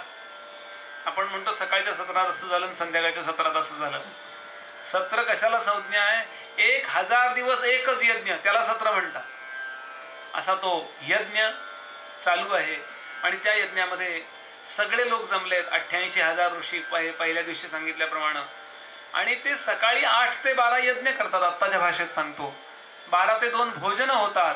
आणि 2 ते संध्याकाळी 6 वाजेपर्यंत, म्हणजे संध्याकाळची सायं संध्या, अंघोळ आणि संध्या ही वेळ येईपर्यंत हे सगळे लोक ऐकायला बसतात. कुणासमोर? सूतांसमोर. आणि सूतांना त्यांनी प्रश्न विचारला की महाराज, असं जर भागवताचं महात्म्य आहे तर इतक्या दिवसात तुम्ही भागवत का सांगितलं नाही? कारण हा प्रसंग आपण पहिल्या दिवशी पाहिलाय. हे 6 अध्याय पद्मपुराणात आले आणि आता प्रत्यक्षात भागवत सुरू होत आहे. का नाही सांगितले? आणि इथे शौनकानी एकूण 6 प्रश्न विचारले आणि या 6 प्रश्नांचं उत्तर म्हणजे भागवत आहे. 6 प्रश्न आहेत. जीवनात तुम्हाला आम्हाला पण 6 प्रश्नच आहेत. 7वा प्रश्न कुणालाही नाही. म्हणले आहे प्रश्न, आज वेळेवर आटोपणार का? काल 9 वाजवले होते बुवानी. नाही, आज 8:30ला आटोपणार. कारण डाव्या बाजूला जे येऊन बसलेत ना ते काला घेऊन आलेत. काला सगळ्यांना काल्याचा प्रसाद आहे आज. भागवतात काला असावा ना. आणि जास्त लोक आले तर मी विचारू शकत नाही तुम्ही का आला. तुम्ही म्हणणार काला. असं हा आला ना की सगळा आनंदच आहे. बाकी राम वगैरे गंभीर, महाधीर गंभीर पूर्ण प्रतापी. एका फिलॉसॉफरनी सांगितलं, राम आयुष्यात कधी हसले नाहीत आणि कृष्ण आयुष्यात कधी रडले नाहीत. काय छान. केवढी संकट आहेत जीवनात. जन्माला आला तोच तुरुंगात. त्याच्यापेक्षा आपण चांगले होत की नाही? बरं, जन्मल्याबरोबर आई वडिलांचा वियोग, त्यापेक्षा आपण उत्तम आहोत की नाही? तिकडे किती संकट. राक्षसावर राक्षस. 4थ्या दिवशी ती पुतना आली, चिल्ड्रन स्पेशलिस्ट, मारायला. आणि विष घालून मारायचा प्रयत्न केला. दुःख दुःख आणि दुःख, सतत दुःख. पण भगवंतानी दुःखाचं भांडवल केलं. अहो, तो इंद्रच संतापला, वरनं धो धो पाऊस. याने अख्खा तो हेच उचलला, डोंगर, छत्री. केवढी मोठी छत्री. पाड म्हणले पाऊस. पण संपलं पाणी, पिकामे झाले त्याचे सगळे. ते अन्मशरण आलं. लक्षात घ्या, कृष्णाला समोर ठेवला ना की संकटावर मात करायचं सामर्थ्य. मी अनेकदा सांगतो, असं करू नका, देवाला सांगू नका फार संकट माझ्यावर मोठी आहेत रे, फार मोठी आहेत, असं सांगू नका. संकटाला सांगा, तुमच्यापेक्षा आमचा बाप फार मोठा आहे, आमचा देव फार मोठा आहे. हे तुम्ही त्या संकटांशी बोला. आम्ही उलट करतो, देवा फार मोठं संकट आहे, आता कसं करायचं. तो म्हणेल, अरे मी काय केलं? सगळ्यावर मात केली की नाही. बुद्धी चातुर्य आणि शरीराची उत्तम कसरत, छान प्रॅक्टिकल, यांनी मातच करायची. असो, सांगण्याचा भाव असा. हे 6 प्रश्न कुठले? पहिला प्रश्न, शास्त्र विस्तीर्ण आहे, व्हास्ट आहे आणि डीपही आहे. खूप विस्तृत असं हे शास्त्र आहे. 4 वेद, 6 शास्त्र, 18 पुराण, 18 उपपुराण, त्या व्यतिरिक्तचे ग्रंथ, प्रकरण ग्रंथ, संस्कृत मधून त्या त्या भाषेमध्ये जानपदीमध्ये केलेले ग्रंथ, बोलीभाषा, जानपदी म्हणजे बोलीभाषा, मराठीतले ग्रंथ, तमिळीतला ग्रंथ, अमक्यातले ग्रंथ, आसामीतले ग्रंथ, डोगरी भाषेत केलेले ग्रंथ, इतके ग्रंथ ग्रंथ ग्रंथ डोकं फिरायची वेळ आली. इतकं विस्तीर्ण शास्त्र आहे. सार काय? या सगळ्याचं सार एवढं करा तुम्ही की झालं. असताना ते 21 अपेक्षित असतं की नाही आपल्याकडे, की एवढा तुम्ही अभ्यास करा म्हणजे तुमच्या आजूबाजूची बरोबर तयारी होईल, बस काम झालं. इतक्या सगळ्या शास्त्राशी आपला काय संबंध येणार नाही आहेत का? शेतीत बी कधी पेरावं आपल्याकडे शास्त्र आहे. अमुक नक्षत्र असताना जर सबनीस काकांना विचारा, उत्तम ॲस्ट्रॉलॉजिस्ट आहेत. फक्त प्रवचन संपेपर्यंत थांबा, नाही तर आताच पत्रिका तिकडं. बाप माणूस आहे. असा एक जर मनुष्य असेल ना कथेला, तर 1000 माणसं आपल्या जवळ आहेत, 1000 श्रोते. किती सूक्ष्म शास्त्र आहे. अमक्या याच्यावर जर तुम्ही पाऊल टाकलं घरामधून बाहेर, तर तुम्हाला यश आलंच पाहिजे. त्यातले डिटेल्स त्यांना विचारा, मला थोडंफार माहिती आहे, जास्त नाही. सांगण्याचा मुद्दा असा की ते बियाणं अमक्या ह्याच्यावर पेरलं तर पाऊस पडो नाही तर नाही पडो, तुमचं पीक यायलाच पाहिजे. कसं येईल तुम्ही नका काळजी करू, त्या ह्याच्यावर पेरलंय ना. आता या शास्त्राशी आपला काही संबंध येणार आहे का? आपण शेतीत कुठं आहे? सांगण्याचा भाव असा की शास्त्र खूप विस्तीर्ण आहे. त्याचं सार काय? पहिला प्रश्न. दुसरा प्रश्न, मनुष्याच्या जन्माचं सार्थक कशाने होतं? की एवढं केलं की तुमचं जन्मात सार्थक झालं. तिसरा प्रश्न म्हणजे which is the highest human value, असं म्हटलंय त्यांनी. हायेस्ट ह्युमन व्हॅल्यू काय? माणूस की सिद्ध होते अशी कुठली गोष्ट आहे? तिसरा प्रश्न, भगवान अवतार घेतो, तो का घेतो अवतार? अवताराचं कारण काय? नाही म्हणे रावणाला मारायला अवतार घेतो. पटेल का कोणाला? रावणाला मारायला त्याला वैकुंठातून लंकेत जावं लागतं, याचा अर्थ तो जग चालवत नाही असा होतो. जर रावणाचं हार्टही त्याच्या योजनेप्रमाणे चालतंय तर हार्ट फेल. रावण चालला होता, बीपी अचानक शूट झालं.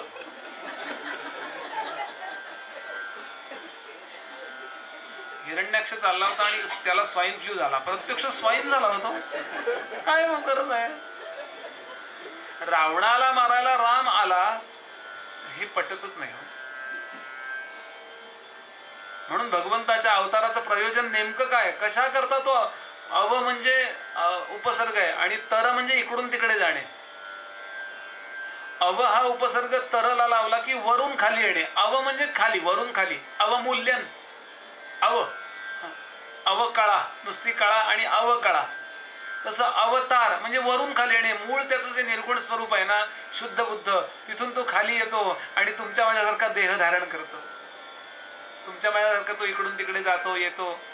म्हणजे असं तो त्याचं विस्तृत स्वरूप सोडतो आणि सगुण साकार होतो. निर्गुण निराकाराचा सगुण साकार होतो. त्या अवताराचं प्रयोजन काय? तिसरा प्रश्न. चौथा प्रश्न, एकूण अवतार किती? कोणी म्हणतात 10, कोणी म्हणतात 22, कोणी म्हणतात 24, कोणी म्हणतात 28. एकूण अवतार किती आहेत? आणि सहावा प्रश्न, अवतार नसताना आपण कुणाला शरण जावे? असं आहे की कृष्णावतार जेव्हापर्यंत सुरू होता तोपर्यंत जगात कुणालाही संकट आलं तर त्याने कृष्णाची आठवण काढावी. कृष्ण तिथं जात आणि त्याचा अन्याय दूर करीत. रामाला फक्त आठवा की रामावतार सुरू असताना राम तिथं जात असे, असे वर्णन आहे की रामाने कितीतरी लोकांचे अन्याय दूर केले. फक्त आठवण करायची. आता कुठलाच अवतार सुरू नाहीये. सध्या भगवंताच्या अवतार संत खूप आहेत बरं का, पण अवतार नाही भगवंताचा आता सुरू कुठला. मग आता काय करायचं? शरण कुणाला जायचं? धार्मिक लोकांनी तुम्ही आम्ही शरण कुणाला जायचं? हे 6 प्रश्न विचारले आणि शौनक मुनी शांत झाले आणि आता सांगायला प्रारंभ करतात. एक थोडक्यात उत्तर देतो, पण याची उत्तरं म्हणजेच जर भागवत आहे तर ती थोडक्यात कशी देतो, पण तरी देतो. हत्ती किती मोठा असतो? हत्ती किती मोठा असतो? मग हत्तींचा कळप किती मोठा असतो? पण तो एवढ्या टीव्हीत दिसतो की नाही? तशी उत्तरं देतो. सविस्तर केव्हा तरी बघा, वाचा. पहिला प्रश्न होता, सगळ्या शास्त्रांचं सार काय आहे? 4 वेद, 6 शास्त्र, 18 पुराण, 18 उपपुराण, तत्त विभागामध्ये झालेले ग्रंथ, या सगळ्याचं सार काय असेल तर अंतःकरणापासून भगवंतावर प्रेम करणे एवढंच सगळ्याचं सार आहे. कर्मकांड सांभाळायला पाहिजे, तो कर्तव्याचा भाग आहे आपला, कुठला वर्ण आश्रम धर्माप्रमाणे. पण हे सगळं कशा करताय, आपल्याला देव आवडला पाहिजे. तुकोबांचा अभंग आहे, वेद अनंत बोलिला, वेद अनंत बोलिला, अर्थ इतुकाची साधिला, अर्थ इतुकाची साधिला, शरण विठोबासी जावे, शरण विठोबासी जावे, निजनिष्ठे नाम गावे, निजनिष्ठे नाम गावे. वेद अनंत बोलिला, वेद अनंत बोलिला, अर्थ इतुकाची साधिला, शरण विठोबासी जावे, निजनिष्ठे नाम गावे. बस मला देव लव्हिंग पार्ट ऑफ लाईफ, माझ्या आयुष्यातला प्रेमाचा भाग ठरावा. देवाला प्रपंचाचं साधन करू नका, प्रपंचाला देवाचं साधन करा. नाही तर देवा आमचं एवढं काम होऊ दे, तुझी सत्यनारायणाची पूजा घाली, काम झालं, पूजा घातली, फिट टाम फिट. आवडेल का हो देवा? तुम्हाला आवडेल का असं केलं तुमच्या घरातल्या लोकांनी? तुमची समजा स्त्रिया स्वयंपाक करता, उदाहरणार्थ घ्या, असं काही माझं म्हणणं नाही आहे. परवा एका घरी गेलो होतो, तो नवरा त्या घरातला भांडी घासत होता. म्हणजे काही ठीक आहे, वेळ पडली तर मला पण ते काही इलाज नाही, त्याला अनिवार्य आहे. मी म्हटलं काका तुम्ही घासताय भांडी? मग म्हणे स्वयंपाकात नाही का ती मला मदत करा.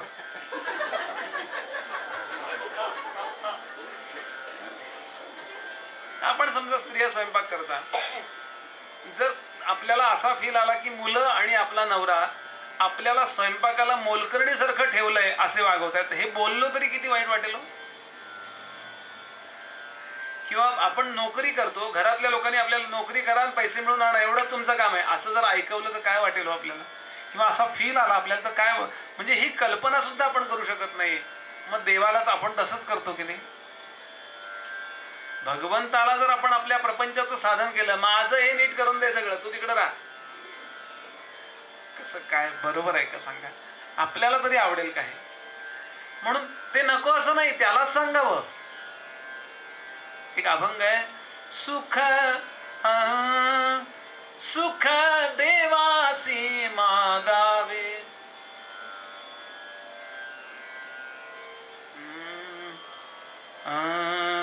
सुख देवासी मागावे, दुःख देवाला सांगावे, दुःख देवाला सांगावे, सुख देवासी मागावे. धाव घ्यावी देवापाशी, धाव घ्यावी देवापाशी, जशी माऊलीची कुशी, जशी माऊलीची कुशी, तान्हियाने दूध प्यावे, तान्हियाने दूध प्यावे, सुख देवासी मागावे. त्यालाच सांगावं, पण अगदी पक्क सांगावं, देवा मला असं वाटतंय, तुला ज्यात माझं हित आहे ना ते तू कर, पण तुझ्यावर माझं प्रेम राहू दे. देवा खूप आवडतं देवाला. जीवनाचं सार काय आहे तर भगवंतावरती प्रेम जडणे, निर्व्याज प्रेम जडणे, हे सगळ्या शास्त्रांचं सार आहे. दुसरा प्रश्न होता, which is the highest human value, माणुसकी कशाने सिद्ध होते, माणूस आहोत हे सिद्ध कशाने होतं? ते म्हणले प्रश्न दुसरा असला तरी उत्तर पहिलं, भगवंतावरती भक्ती केल्याने माणूस सिद्ध होतो. निर्व्याज प्रेम, देव आवडावा, देव हा आयुष्याचा प्रेमाचा भाग असावा, साइड बिझनेस नाहीये. गोंदवलेकर महाराज काय म्हणाले, ते म्हणले व्यापारी जे असतात ना ते दोन व्यवसाय करतात, दोन धंदे करतात नेहमी. खरे व्यापारी जे असतात ते कधी एक व्यवसाय नाही करत, दोन व्यवसाय करतात. एक मुख्य व्यवसाय असतो आणि एक साइड बिझनेस असतो. तसं म्हणाले मुख्य प्रेम देवावर करावं आणि साइड बिझनेस म्हणून प्रपंच करावा. आमचं बरोबर विरुद्ध आहे, सगळं त्या प्रपंचा करता. अगं माझी बायकोन सगळे तुझं ऐको.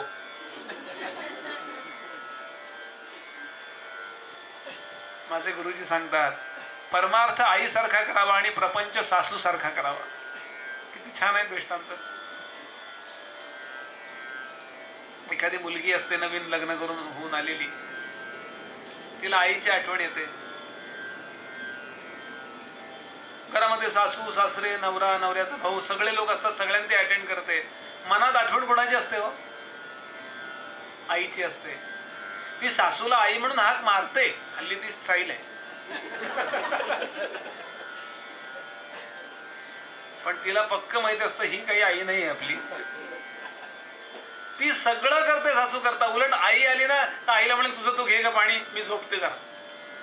सासूला पाणी देते ती, म्हणजे कर्तव्यात चुकत नाही. ज्या अर्थी चुकत नाही त्या अर्थी प्रॉब्लेम आहे म्हणूनच चुकत नाही.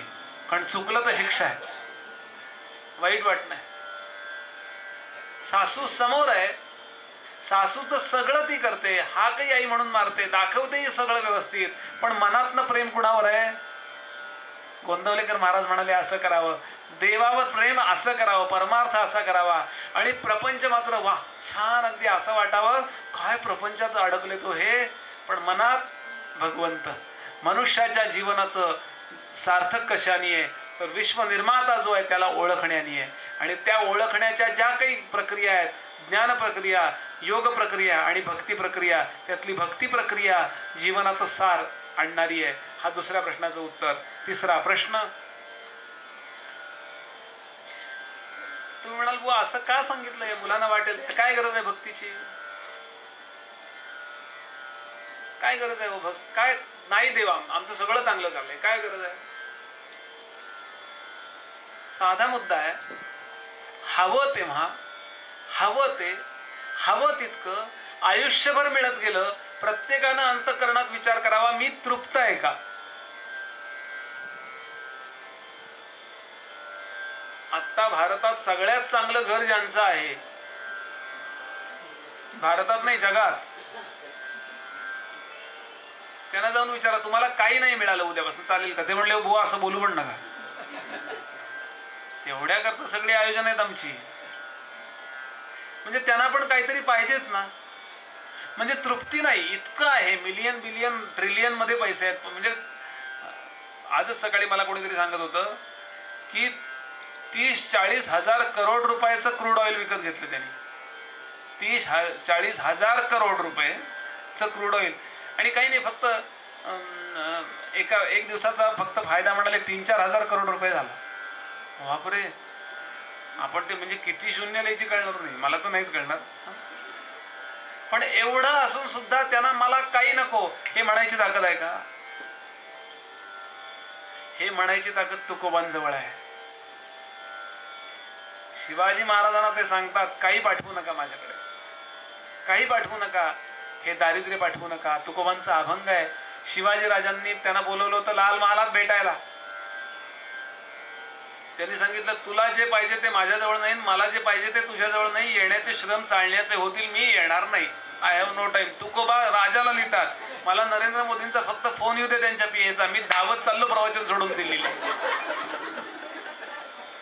कारण आम्ही सत्तेला आणि पैशाला अवास्तव मानतो, ही मंडळी फक्त भगवंताला मानतात. म्हणून हे सामर्थ्य आहे, हे सामर्थ्य आपल्या चित्तात यावं. मला काही नको. मी अनेकदा एक उदाहरण सांगतो.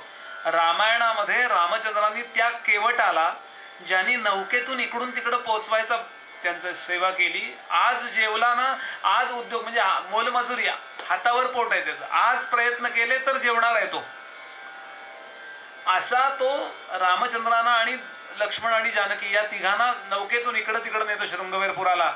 तर रामचंद्रांनी विचार केला याला काहीतरी तर दिलं पाहिजे ना मेहनताना, टॅक्सीवाल्याला काही नको का द्यायला, काहीतरी तर दिलं पाहिजे. म्हणून रामचंद्रांनी जानकीकडे पाहिलं, जानकीने पटकन ओळखलं काय पाहिजे. नवरा काहीही न बोलता त्याच्या मनातलं ओळखते ना, तिलाच बायको म्हणतात. नुसतं ऐकून घ्या.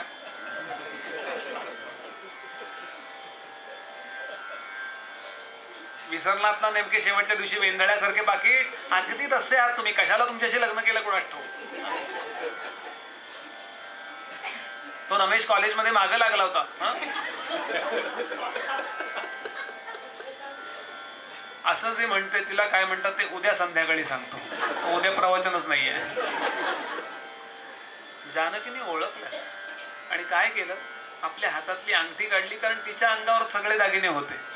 ते जेव्हा कैकई काढून घ्यायला लागली ना, त्यावेळेला सिद्धार्थ नावाचा मंत्री बोलला आणि वसिष्ठ बोलले, कैकई तुझ्या वरामध्ये हे येत नाही, सुमंतही बोलले. त्यामुळे तिच्या अंगावर दागिने, तिनं पटकन हातातली मुदी काढली, अंगठी काढली करंगडीतली आणि हळूच अशी रामांकडे दिली. त्याला द्यायचंय ना काहीतरी, हे घ्या. काळजीपूर्वक ऐका दृष्टांत. हे ओळखलं केवटाने आणि केवट म्हणतो, रामा काय चाललंय? ते म्हणाले, काही नाही केवटा, तू आम्हाला इकडून तिकडं आणून पोहोचवलंस, तुझा मेहनताना काहीतरी तो द्यायला पाहिजे ना. केवट सांगतो, रामा नका मला काही देऊ, कछु नाही दीजो, काही नका देऊ मला. का नका देऊ? नाही सेन नाही लेत. तुलसीदास. न्हाव्याने न्हाव्याकडून काही घ्यायचं नसतं, जातवाल्याकडनं जातवाल्यानं काही घ्यायचं असतं का? तुमची आणि माझी जात एकच आहे ना. काय केवट हुशार आहे हो. हा कॉन्फिडन्स खूप काळजीपूर्वक ऐका मुलांनो, हा कॉन्फिडन्स त्याच्याच अंतःकरणात असतो जो भगवंताशी अटॅच असतो. आज काम केलं तर जेवायला मिळणार आहे, नाहीतर जेवायला मिळणार नाही, अशा परिस्थितीतला हा केवट केवढा कॉन्फिडंट रामाशी बोलतो, रामा तुमची आणि माझी जात एक आहे. लक्ष्मण रागावला. लक्ष्मण म्हणला, आम्ही क्षत्रिय, तू कोण? राम म्हणाले, लक्ष्मणा असं बोलू नये रे, ऐकून घे ना पूर्ण त्याचा. रामा, जे माझ्यावर आणि माझ्या नावेवर विश्वास ठेवतात त्यांना अलीकडून पलीकडं मी नेऊन पोहोचवतो या भौतिक नदीतून, म्हणून मी सामान्य नावाडी.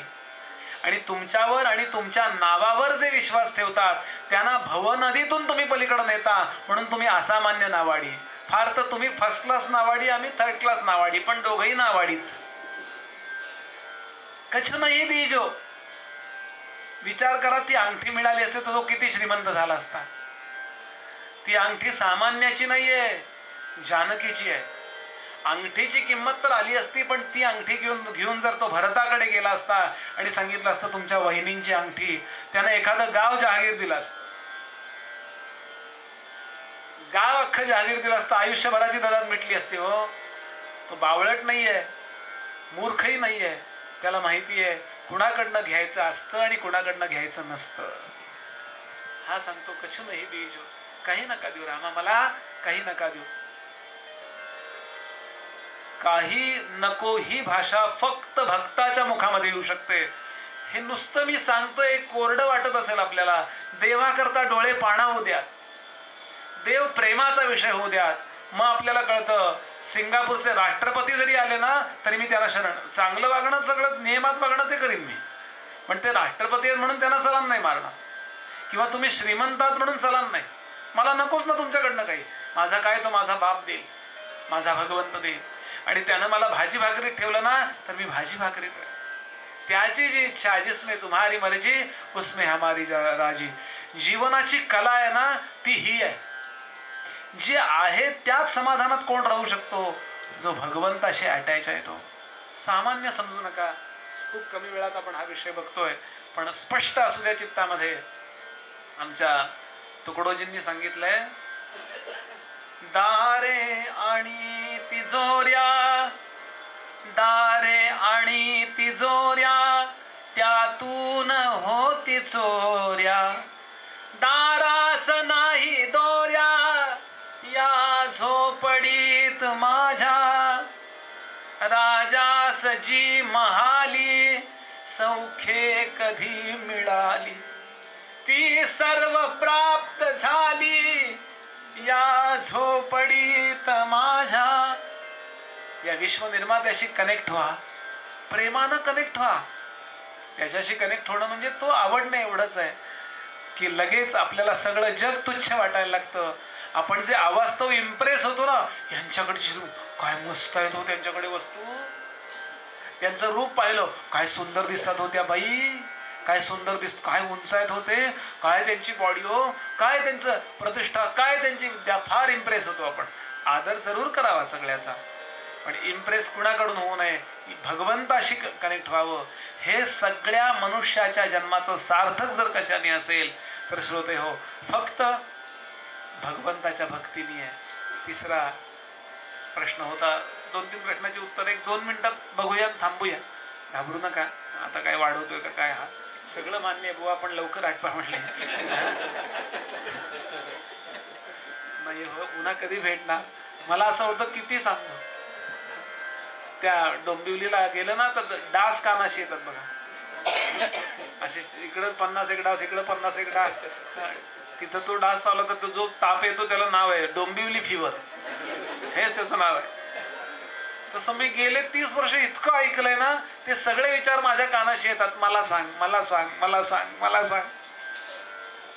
ते दूध घालणारे लोक असतात ना, ते दूध घालणारे लोक दूध घालतात आणि परत थोडंसं घालतात बघा, ते पाणीच असतं.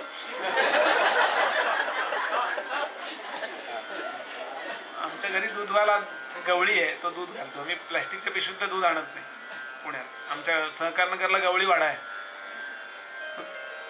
तो 7:30-8ला येतो. त्याला म्हणलं ते पहाटे 5ला देत जा, सगळे गवळी 5ला येतात ना, त्या पिशव्या 5ला मिळतात. तू का नाही मला 5ला? म्हणजे मला 5:30ला गरम गरम चहा पिऊन ताज्या दुधाचा मला पर्वतीवर पळायला जायचं असतं, तू देत जा ना. तो म्हटला बुवा मलाही असं वाटतं की लवकर द्यावं लवकर द्यावं, पण पाणीच 7ला येतं. गंमत जरा. भगवंताच्या अवताराचं प्रयोजन दुष्टांना मारणे हे नाहीये. दुष्टांना मारणे हा भगवंताच्या अवताराचा साईड इफेक्ट असेल, पण मेन मुख्य कारण सज्जनांना भेटणे. परित्राणाय साधूना नंतर विनाशाय च दुष्कृता धर्म संस्थापनार्थाय संभवामी युगे युगे. भक्तांना भेटायला येतो.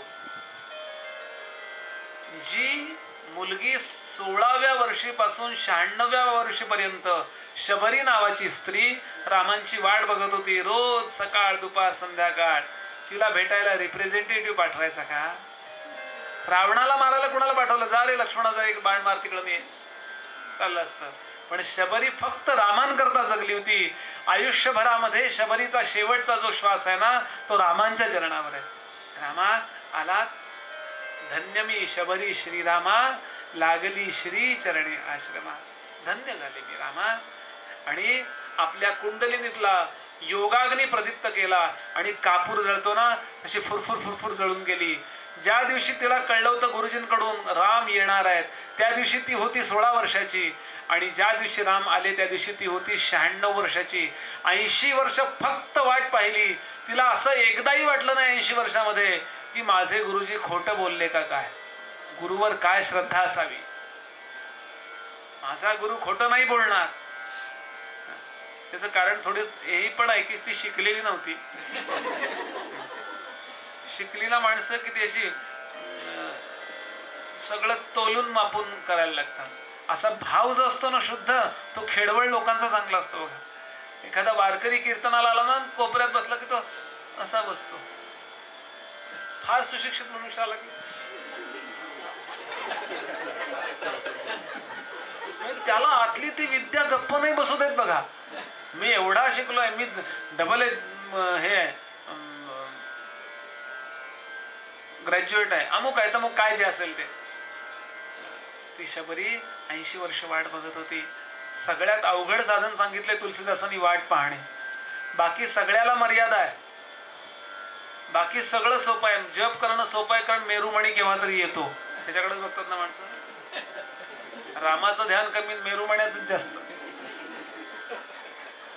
बाकी सगळं सोपं आहे. ध्यानाला जातात ना माणसं हल्ली. आमच्या घर शेजारचे एक जण आहेत, ध्यानाला जातात. ध्यानाहून घरी आले की त्यांच्या चर्चा आमच्या घरात ऐकू येतात. ध्यानाहून आले, एवढा चेहरा पडलेला असतो त्यांचा. मग बायको सांगते आता चहा घ्या म्हणजे फ्रेश व्हाल. सगळं सोपं आहे, पण तुलसीदास म्हणाले अवघड काय असेल तर वाट पाहणे. आणि ते शबरीने केलं. म्हणून भागवताची दृष्टी आहे की भगवंत का अवतार घेतो? फक्त भक्तांना भेटण्याकरता. भगवंताचा अवतार फक्त तुम्हाला आम्हाला भेटण्याकरता असतो. पुढचा प्रश्न त्यात तो अनुत्तरित ठेवतो बरं का. पुढचा जो प्रश्न होता तो अनुत्तरित ठेवतो. तो प्रश्न होता, अवतार किती आहे, अवतार किती आहेत, हा प्रश्न अनुत्तरित ठेवतो. 5वा प्रश्न होता, देव काय करतो, तर विश्व निर्माण करतो, विश्व सांभाळतो आणि यथाखाली विश्व विनाश करतो. सगळं विश्व जो निर्माण करतो त्याला गॉड म्हणतात. G for generation, O for organisation किंवा operation and D for destruction, GOD, देवाचं काम. पण का, याचं उत्तर आहे लोकवत्तू लीला कैवल्यम, खेळ म्हणून. जसं आपण पत्ते खेळतो की नाही घरात कॉम्प्युटरवर, कॉम्प्युटर म्हणजे एक प्रोग्रामच आहे, तो एक पत्ते, तो आपल्यापैकीच कोणीतरी तयार केला आहे, आपल्या माणसानेच तयार केला. म्हणजे तो आणि मी दोघे एकच आहोत की नाही, एकातनं 2 निर्माण करतो, कॉम्प्युटर विरुद्ध मी बुद्धिबळ खेळतो. तसं हे सगळं विश्व, इकडे राम निर्माण करतो, इकडे रावण निर्माण करतो, डिशुम डिशुम, एवढे सगळे लोक निर्माण करतो. भगवंत लीला कैवल्यम खेळतो. पुढचा मुद्दा होता, आत्ता कोणाला शरण जावं, 6वा प्रश्न होता. मग अशी या 5व्या प्रश्नाचा उल्लेख विसरलो होतो मी आणि एकदम 6वा प्रश्न सांगितला होता. 6वा प्रश्न होता की अवतार आत्ता कुठलाच नाहीये, तर शरण कोणाला जावं. तर याचं उत्तर आहे, ज्या क्षणाला उद्धवाला भागवत सांगितलं आणि भगवंतानी अवतार समारोपित केला, शेवटी त्या क्षणाला भगवंताचं दिव्य शरीर अदृश्य झालं आणि ते तेज आहे ते भागवत ग्रंथात शिरलं. यातली अक्षर जी आहेत त्यात भगवंत आहे. तेनेयम वाङ्मयी मूर्ती प्रत्यक्षा वर्तते हरे. समर्थांचं शरीर, समर्थांच्या पादुका किंवा समर्थांचा समाधी म्हणजे समर्थ नाही आहेत, तर प्रत्यक्षात दासबोध म्हणजे समर्थ आहेत, असं समर्थांचं स्वतःचं वर्णन आहे. आपण पादुकांना समाधीला नमस्कार करूया, पण ऍक्च्युली समर्थ कुठं आहेत, तर समर्थ म्हणाले, माझी काया आत्माराम दासबोध, माझे स्वरूप स्वतःसिद्ध. तुकोबांची गाथा म्हणजे तुकोबा आहेत, ज्ञानेश्वरांची ज्ञानेश्वरी म्हणजे प्रत्यक्षात ज्ञानेश्वर आहेत. तसं भगवंताचा हा ग्रंथ म्हणजे भगवंत आहे. शरण कुणाला जावं, तर या ग्रंथाला शरण जावं. बाकी काय पोलीस केस करायची, अमुक तमुक काय प्रॉब्लेम आहे ते तुम्ही सगळं करा, पण शरण कुणाला जा, तर ग्रंथाला शरण जा. प्रार्थना करा समर्थांना. समर्थांना म्हणताना आपल्या गुरुला, मी कालच म्हणलो की आपला गुरु पादुकांमध्ये बघा, त्या समर्थांच्या पादुका म्हणून बघू नका. आहे ना श्लोक समर्थांचा, ज्या ज्या ठिकाणी मन जाय माझे, त्या त्या ठिकाणी निज रूप तुझे. मी ठेवितो मस्तक ज्या ठिकाणी, तेथे तुझे सद्गुरु पाय दोन्ही. जय जय रघुवीर.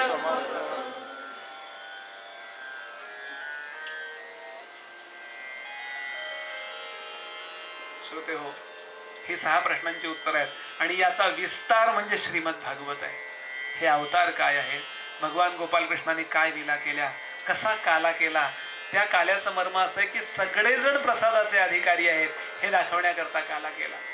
ही मोनोपॉली नाही भगवंत ही कुणाची, मक्तेदारी नाही आहे सगळ्यांचा, VIP लोकांचा भगवंत नाही आहे.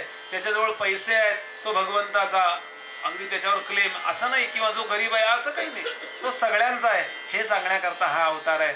सगळ्यांना सगळं सारखं भगवंतानी दिलं आणि सगळ्यांचं कल्याण साधलं. चला आपणही कल्याणकरी रामराया म्हणूया आणि थांबूया. कल्याणकरी रामराया मी आपल्यासमोर म्हणतो. यानंतर एक 5 मिनिटाचा छोटासा कार्यक्रम आहे, तो म्हणजे ज्यांच्यामुळं हा दौरा आयोजित झाला आणि यशस्वी झाला त्यांना पादुकांचा प्रसाद स्वतः योगेश बुवा देतील, तो त्यांनी स्वीकारावा. अगदी एक फूल मिळालं ना तरी स्वीकारावं. आम्हाला नको प्रसाद असं नाही म्हणू. जेव्हा जर आपण असं म्हणालो ना आम्हाला नको, तर त्याचा अर्थ आपण काहीतरी स्वतःला समजतो असा अर्थ आहे. आपण समर्थांसमोर जावं आणि म्हणावं त्या असं छानपैकी.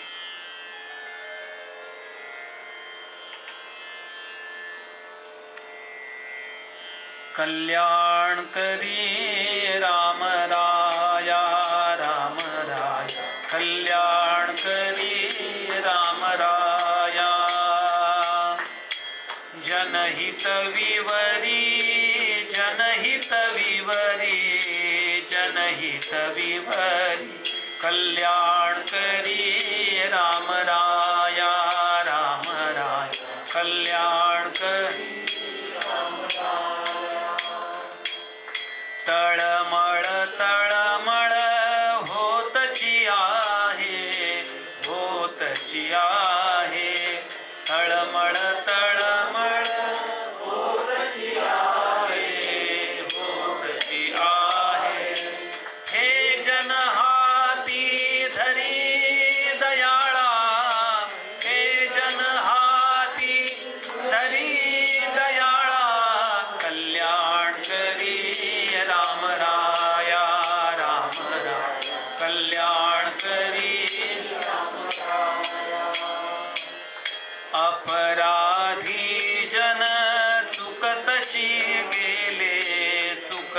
सुकतची गेले अपराधी जन सुकतची गेले सुकतची गेले तुझा तुझी सावरी दयाळा तुझा तुझी सावरी दयाळा कल्याण करी राम राया कल्याण कठीण त्यावरी कठीणची झाले कठीणची झाले कठीण त्यावरी कठीणची झाले कठीणची झाले आता नदिसे उरी दयाळा आता नदिसे उरी दयाळा कल्याण करी राम राया कल्याण करी राम कोठे जावे काय करावे कोठे जावे काय करावे आरंभिली बोहरी दयाळा आरंभिली बोहरी दयाळा कल्याण करी राम राया कल्याण करी राम राया दास म्हणे आम्ही केले पावलो दास म्हणे आम्ही केले पावलो दयेसी नाही सरी दयाळा दयेसी नाही सरी दयाळा कल्याण करी राम राया कल्याण करी राम राया जनहित विवरी जनहित विवरी जनहित विवरी कल्याण करी राम राया कल्याण करी राम राया कल्याण करी राम राया जय जय रघुवीर समर्थ याची तयारी करा सत्काराची तोपर्यंत आपण चतुश्लोकी भागवत म्हणूया अर्धा मिनिट लागतो त्याला माझ्या पाठोपाठ म्हणा श्री भगवान उवाच श्री भगवान ज्ञानं परमगुह्यं मे ज्ञानं परमगुह्यं मे यद्विज्ञान समन्वितं सरहस्यन्तदङ्गं च गृहाण गदितं मया यावानहं यथा भावो यद्रूपगुणकर्मकः तथैव तत्त्वविज्ञानम् अस्तु ते मदनुग्रहात् अहमेवासमेवाग्रे नान्यद्यत्सदसत्परम् पश्चादहं यदेतच्च यो वशिष्येत सोऽस्म्यहम् ऋतेऽर्थं यत् प्रतीयेत न प्रतीयेत चात्मनि तद्विद्यादात्मनो मायाम् यथा भासो यथा तमः यथा महान्ति भूतानि भूतेषु चावचेष्वनु प्रविष्टान्यप्रविष्टानि तथा तेषु न तेष्वहम् एतावदेव जिज्ञास्यम् तत्त्वजिज्ञासुनात्मनः अन्वयव्यतिरेकाभ्याम् अन्वयव्यतिरेकाभ्याम् यत्स्यात् सर्वत्र सर्वदा यत्स्यात् सर्वत्र सर्वदा एतन्मतं समातिष्ठ एतन्मतं समातिष्ठ परमेण समाधिना परमेण समाधिना भवान् कल्पविकल्पेषु भवान् कल्पविकल्पेषु न विमुह्यति कर्हिचित् न विमुह्यति कर्हिचित्। श्री गोपाल कृष्ण भगवान की जय। प्रार्थना सगळ्यांना जमलं तर रोज म्हणा. आपल्या घरामध्ये रोज भागवत केल्याचं श्रेय आहे आणि म्हणायला अर्धा मिनिट सुद्धा लागत नाही, पाव मिनिटं लागतात. ह्या लहान मुलांनी रोज म्हणा. त्याचा एक सूक्ष्म परिणाम आपल्या मेंदूवर होतो, स्पंदनावरचा एक परिणाम होतो आणि त्याचा फायदाच होतो.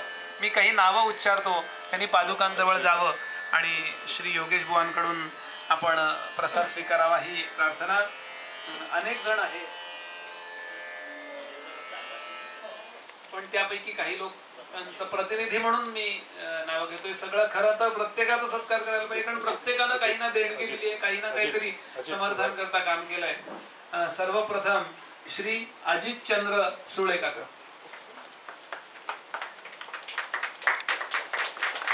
आज जेवढ्या काही पाद्यपूजा झाल्या त्याकरता त्यांनी त्यांची कार स्वतः ड्रायव्हिंगला आले आणि म्हणून आम्हाला इकडे तिकडे जाणं सोयीचं झालं.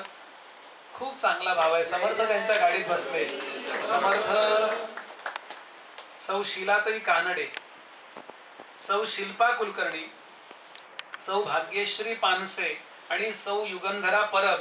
अन्नसेवा रोजचा जो प्रसाद होता त्यामध्ये अनेक लोक आहेत, त्यापैकी एक दोघा चौघांचा छोटासा सत्कार आपण करतो आहोत. परमादरणीय दामंतर काकोनी त्यांना शाल घालावी, श्री हे द्यावं, रामनामी घालावी. जय जय रघुवीर समर्थ. खूप मेहनत करत होते हे लोक. पादुकांचा दौरा ठरल्यापासून यांचं प्लॅनिंग आहे की या दिवशी हे करूया, या दिवशी हे करूया. आणि सगळ्यात महत्वाचा मुद्दा, भागवत ऐकल्यानंतर आपण ते खाल्लत ना की त्यांना खऱ्या अर्थानं पुण्याई मिळाली. तसं कुणालाही अन्नदान केलं तर पुण्य आहेच, पण चांगलं कार्य करणाऱ्याला जर अन्नदान केलं तर विशेष पुण्य आहे असं शास्त्र सांगतं. म्हणून यांना विशेष समर्थांचे आशीर्वाद. श्रीमती रेवती बंगाळे या.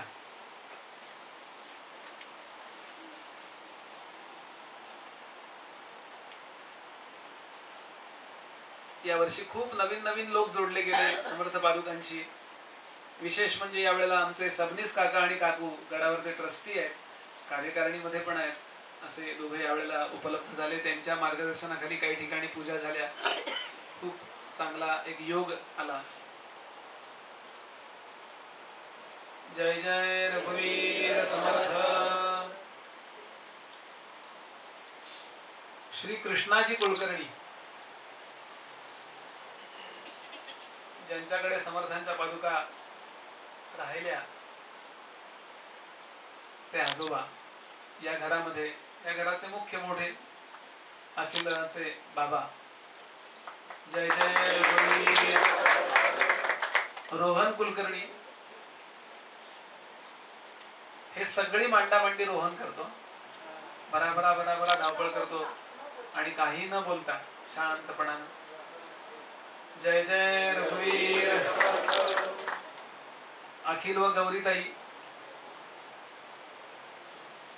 एक लक्षात घ्या की आम्ही कितीही चांगलं प्रवचन करू, योगेश बुवांनी कितीही चांगली पूजा सांगू, दौरा कितीही चांगला असो, पण आयोजनाकरता आम्हाला राहायला घर लागतं. कोणीतरी आम्हाला एक असा आश्रय दिला आम्हाला, म्हणजे या संस्थेला, आणि म्हणून हे कार्य होऊ शकलं. म्हणून विशेष गौरव आहे यांचा अखिल दादा.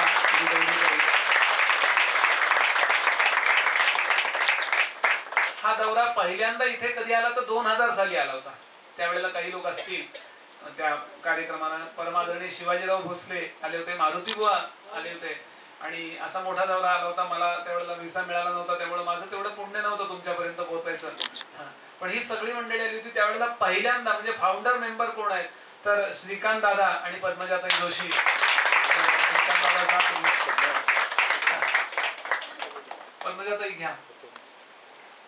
खूप खूप धन्यवाद. आमचे मारुती नेहमी सांगतात, पद्मजाताईंनी सांगितलं की लगेच जात जा, कारण आपल्याला पहिल्यांदा त्यांनी इथे बोलवलं होतं असं मारुतीबा नेहमी सांगतात.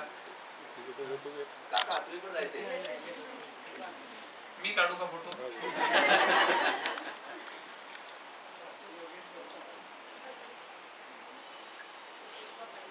पहिल्या दौऱ्यात हर्षवर्धन भावे आणि मंजुषा भावे यांनी खूप मदत केली होती. त्यांचा नुसता उल्लेख करतो, आता ते भारतातच आहेत, इकडे नाही आहेत, पण त्यांनी खूप मदत केली होती. जय जय रघुवीर समर्थ.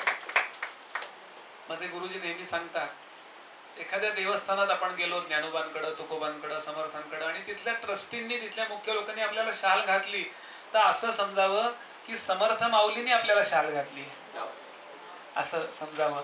म्हणजे त्यांचा आशीर्वाद आपल्या पाठीशी राहतो. या व्यतिरिक्त अनेक लोक आहेत, अनेकांनी देणग्या दिल्या, अनेक उत्तम उत्तम कार्य केली. आजही कोणाला देणगी द्यायची असेल, गडावरती अखंड अन्नदान सुरू आहे. लाखो माणसं वर्षभरामध्ये येतात. आपल्याकडून काही अन्नदान व्हावं वाटत असेल तर पावती पुस्तक आम्ही बरोबर आणले. कुणाचाही वैयक्तिक स्वार्थ नाही. एकही रुपया योगेश बुवांच्या घरी जाणार नाही का माझ्या घरी जाणार नाही. सगळंच्या सगळं गडाच्या कार्याला खर्च होणार आहे. आणि याला साक्षीदार असलेले अनेक लोक आता इथे उपलब्ध आहेत. तेव्हा आपल्याला जर वाटत असेल आपलं धन चांगल्या कार्याला खर्च व्हावं, तर आपण अवश्यच या संस्थेला देणगी देऊ शकता. एक कर्तव्य या नात्याने मी हे बोलतोय, द्या असं नाही, पण पादुकांचं दर्शन जाताना छान घ्या.